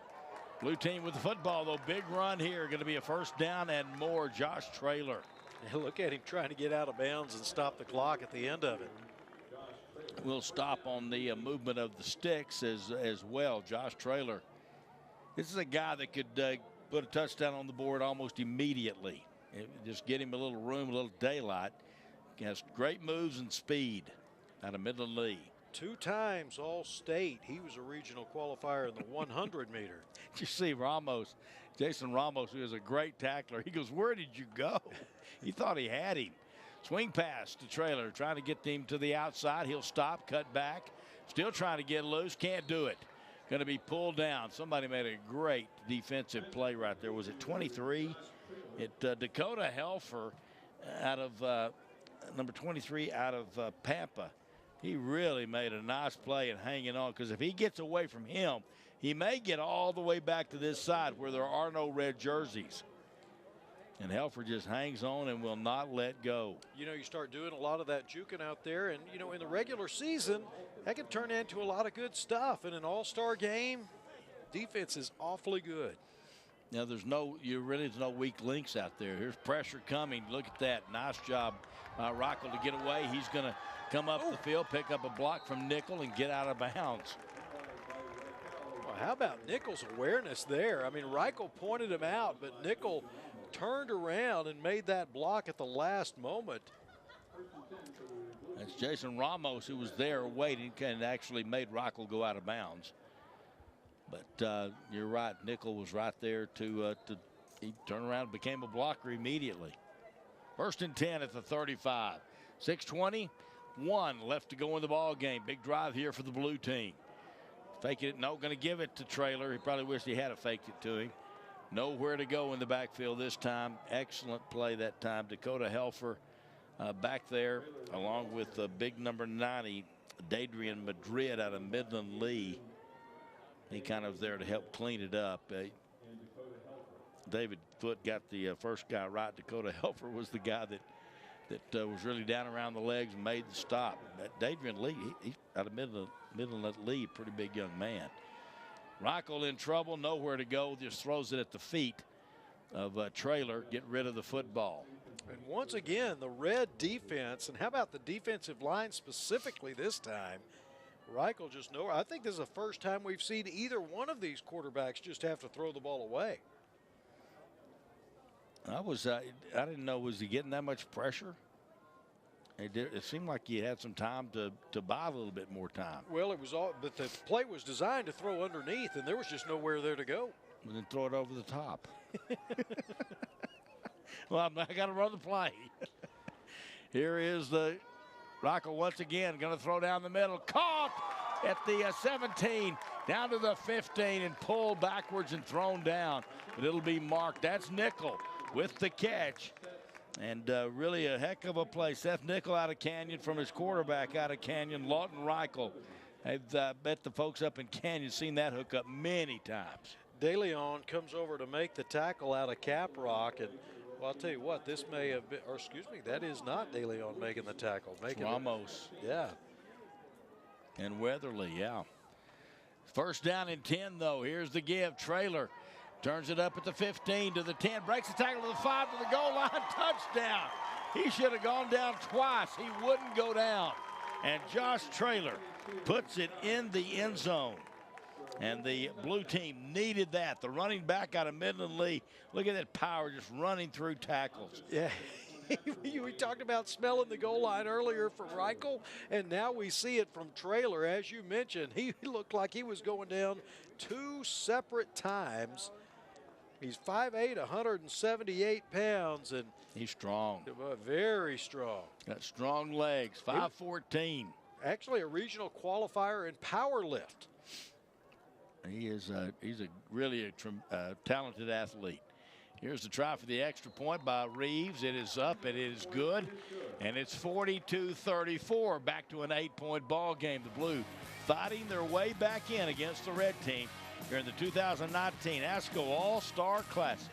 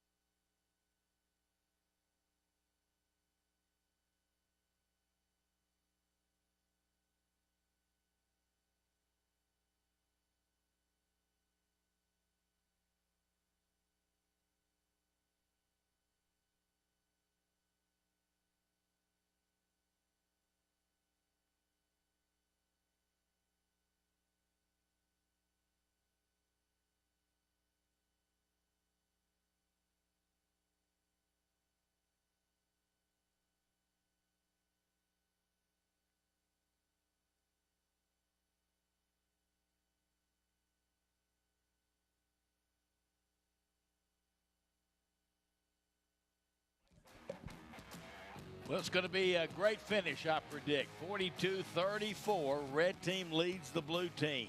And really, I got no idea who's going to win it, Tommy, right now. I'll tell you what, right? Of course, red team they're sitting in the driver's seat. They've got an 8-point lead. They're getting the ball. They've got the wind. They've got a lot of factors that are in their favor, although most of their touchdowns have been into the wind, going the other direction to the south end zone. But it's been a fun game. It really has been. A rule in this game that no onside kicks are allowed until the fourth quarter, and we're there. Getting down into that period where we may see one at some point. Reeves going to pooch it up in the air, caught it around the 16-yard line and just going down. Didn't want to do anything. Marco Monreal, the quarterback, back there with the catch and getting down with it. And, of course, the red team just wanting to run clock here. 5:10 left to go in the ball game. Appreciate John Sokoloff down on the sideline. First time had a chance. Of course, he's a sports one of the sports guys at Fox 34, and he's done a great job here tonight in the game. And of course, Tommy and I have had a lot of chances to be up here and do these, and over the years. And this has always been a lot of fun to be a part of this. Produced by Lubbock ISD TV. Talk about all the different ways Lubbock ISD helps. That's another way. Of course, they give the fields to practice on and so much else. Scavassa with the carry. He's going to be slung down, and the red team going to be very content to let clock run. Andrew Villa, what a play he makes here. Look at that, 6 foot, 205 pounds.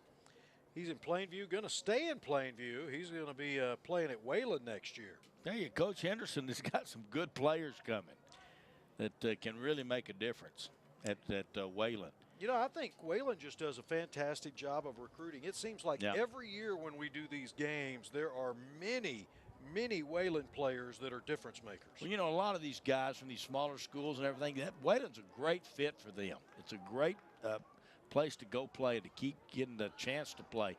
Little hitch pass on the outside going to be caught. It stayed in bounds. Good, smart play over there after the reception On the tackle was Xavier Rodriguez from Levelland. And really a smart play. There's the quick pass by Napper to the outside and getting down into bounds with T.J. DeLeon. Rodriguez has got offers. He hadn't decided where he's going to go yet, but he'll be playing somewhere next year. He was a all-state player this year, too. Mentioned Lubbock ISD TV. They do these games all year. Kenneth Dixon, who heads all that up. And I'm telling you, all the young people that run cameras and do all the things, they get to learn a lot, and they do a fantastic job of putting this all together. I'm telling you, great job on the broadcast, and always look forward to what they're going to do. Here's a great little move. Look out there. You're going to see some moves right there.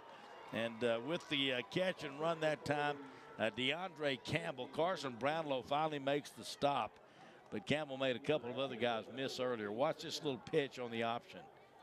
Great stop and cut right there. And it looked like he'd be caught in the backfield. Look at that, breaking 2, 3 tackles. There's breaking number 4, finally getting brought down way down the field. He's 5'6", 175 pounds. He is a load. Datron Hollins also there to help on the tackle out of Paladuro. Hollins, actually, his brother played in this game 2 years ago. I want to mention some offensive guys. Austin Kelly, a center out of Seminole, offensive guard Hope Pierce. Here's another play up with a slam down there defensively. And that on the that time with the football was number 21 for the red team, Mark Solorzano, and Luis Ramos with the tackle.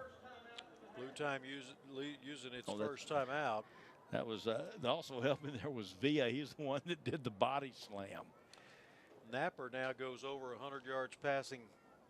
Now give us a few stats there that we've got. Well, Monreal and Napper both over 100 yards. Monreal is 174 versus Napper 106, so 280 yards passing between the two of them.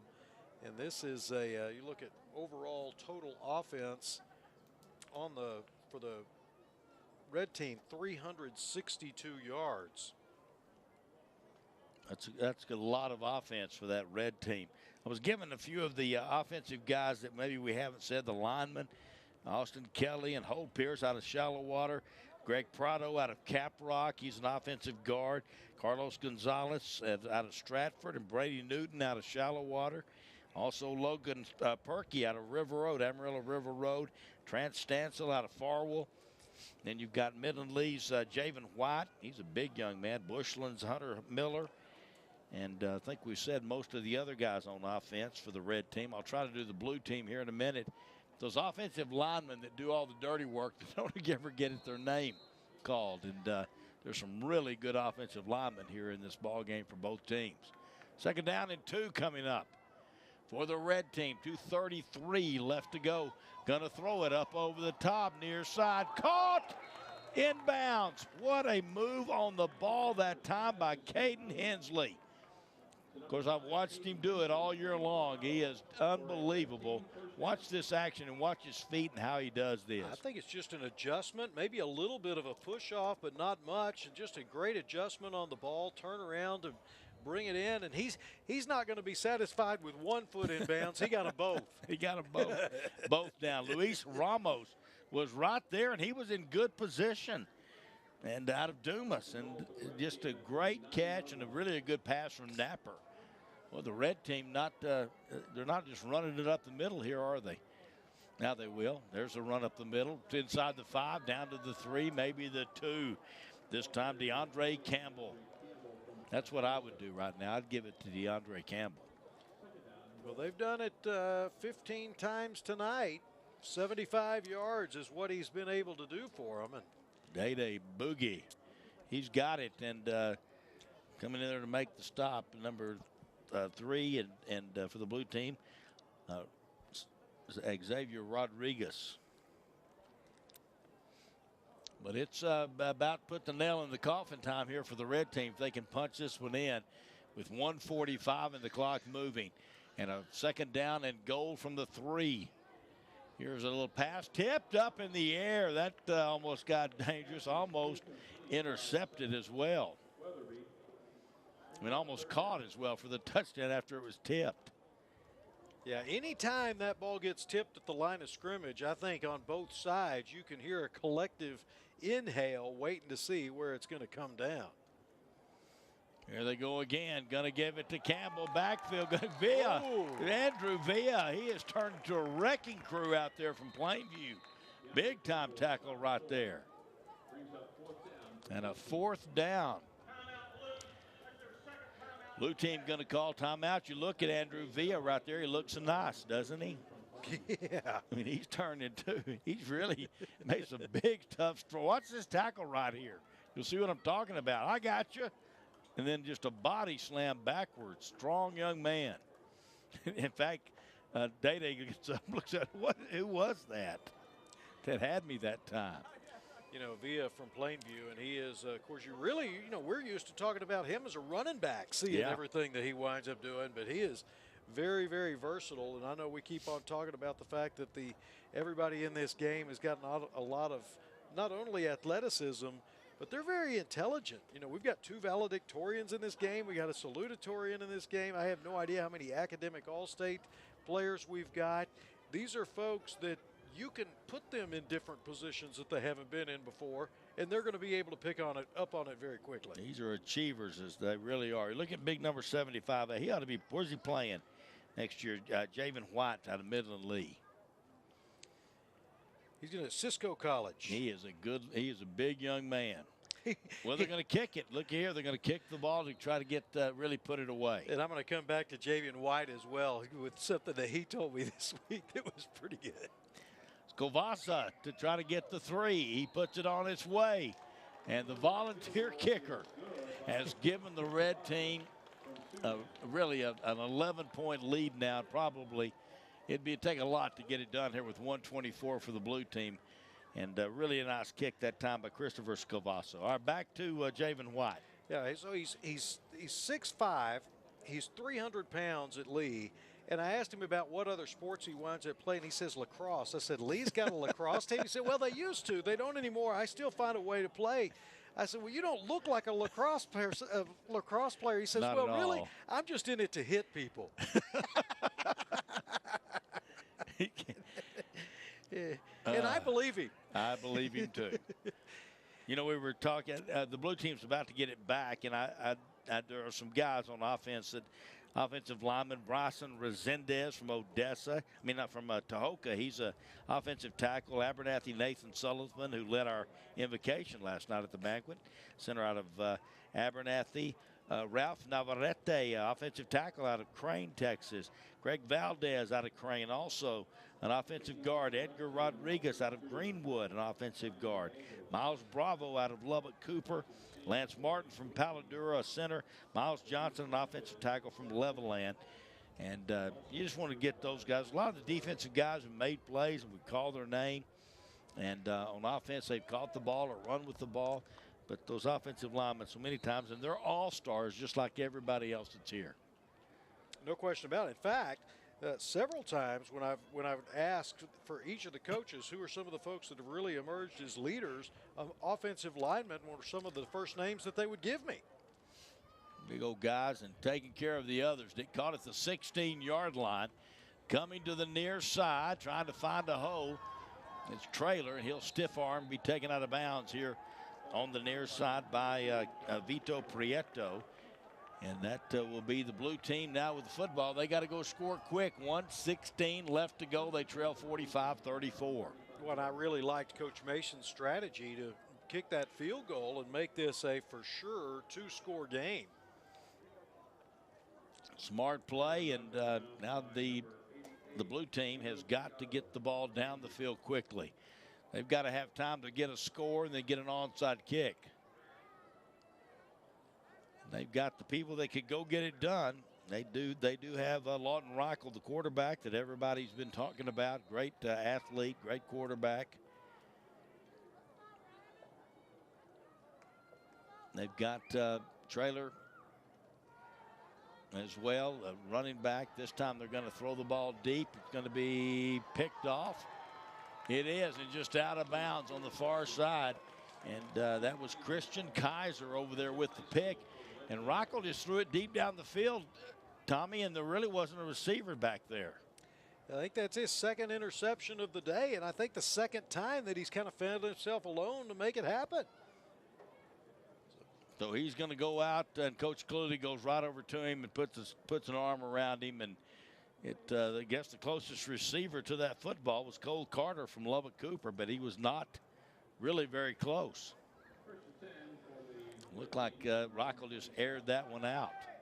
You know, you talk about Coach Cluley going over to greet him as he comes over to the sideline. And, you know, as I talked to Coach Cluley about this week's game, one of the things he said, you know, one of our objectives is just to make sure that these kids all have an enjoyable experience. And he is a player's coach through and through. You know, this is his first year as a coach at Estacado that he's wrapping up, and he is loved by everybody. And, you know, of course, I don't know Coach Mason anywhere near as well, but from the time that I got to spend with him, I get a sense that he's the exact same way. He is. You know, they got a family atmosphere, both these schools where these guys coach. We did a game down at Andrews, and after every home game at Andrews, they have a family coaches all bring their families up top. They got a really nice facility, as you might imagine, and they all meet up there and they have a family meal. All the coaches and their kids and everybody. And just really a neat atmosphere. These are good coaches that good people that we have surrounding your young people, and that's what we're looking for. Just going to snap it and run it out, and the clock's going to wind down here. And you see the guys getting ready to go get Coach Mason with the Gatorade or Powerade or whatever happens to be in the bucket, and they're going to dump it on him on the far side. And they're dumping on somebody over there. It's a lot of fun. They got him, Coach Mason, and just a lot of fun for these players. The red team's going to be the victor, 45-34 over the blue team. And what a ball game we've had here tonight. We're going to take a timeout, I believe. Is this going to be our final one? We'll be back after this break, so stay tuned. May have an interview for you, so stay where you are. 45-35. The red team beat the blue team here in the 2019 Ascoallstar Classic.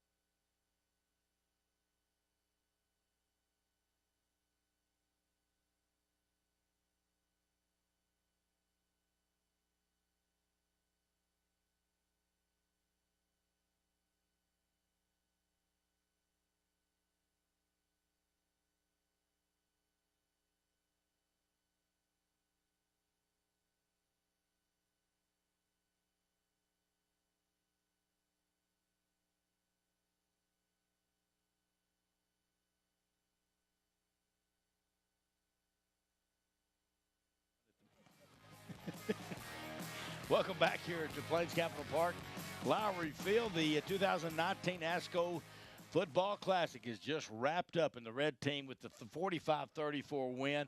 And Tommy Wood, it was really an exciting ball game, and a lot of stuff happened that I didn't think was going to happen when the game started today. No question about it. I didn't either. And of course, defense always starts out a little bit faster, but red team offense exploded with 390 yards, blue team 268. My goodness, that's a lot. Well, we're going to try to get Coach Mason, and I think John has about got that done. Let's go down to the sideline. John Sokoloff with the winning coach, Coach Mason out of Andrews. All right, thanks, guys. I'm joined by the red champion team head coach, Ralph Mason. Ralph, what are you drenched in here? A lot of cold water and ice, evidently. I didn't know they did this in All-Star games, but it was fun. Well, I mean, just take me through that win. How special was this for you? It was very special because, and I know Joe would tell you the same thing, but we had such a great week of practice. These kids did a great job, and they really pulled together and united. And you hope that everybody has a good experience, and I think we were able to do that. That was our main thing, is to, get kids touches and do great things. So. It was your second year and your second experience in this game. How much better was this one compared to the last? Well, I mean, they were both really good. We won both games, but, you know, this one was really special. I mean, head coach versus offensive coordinator, I guess. But it was just really a neat experience all week long, just watching these kids develop relationships with each other and those kind of things. That's what it's about. And I mean, just, again, how inspirational are these guys they're playing for, Tanner and Joe?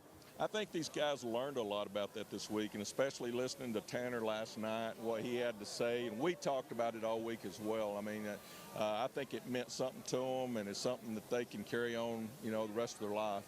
All right, Coach. Well, congrats, and enjoy the win and the rest of your night. Well, thanks, sir. I appreciate it. And we'll send it back to you guys in the booth. All right. Thank you, Coach Ralph Mason, and thank you, John. Appreciate that report. Great job there. David Thetford along with Tommy Wood. And Tommy, did you circle your player of the game? It'd be my player of the game, too. I think we'd have to give it to the young receiver from Midland. Uniquely 7 receptions, 183 yards, 2 touchdowns, and he was a difference maker tonight. He really was. You look at total yardage in the ball game. For the blue team, they had 118 rushing, 150 passing for 268. And the red team with 83 yards rushing, 307 passing. And you'd have thought it would have been the other way around with the talented quarterback of Lawton Reichel, and he looked good tonight. Don't get me wrong, but they really did a nice job on the red team to make all that come together and happen. There's some turnovers. Ramos with a return for a touchdown on the pickup of a fumble for Coronado kid. And just a lot of good plays and a lot of fun plays, and I think it's right. They all had fun, Tommy. No question about it. You think about these players of the games, you know, how many defensive players could it be, too? Yeah. You know, the stats stand out for Lee, but we saw unbelievable number of defensive plays all night tonight. Both teams with a lot of big-time plays, and they got big-time players who had a great time here at this ball game. We certainly appreciate all the great help we've had tonight.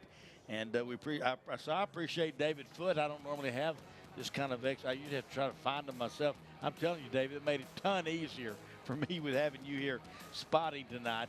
And Brenner Wood, and just a great job with stats. I think you got this down.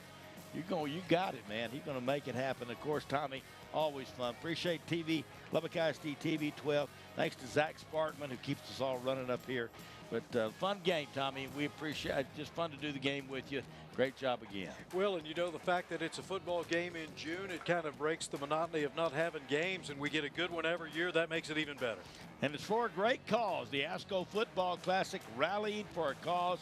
Another great game. 45-34. The red team beat the blue team here in the 2019 Asco Football Classic. We'll see you right back here again next year.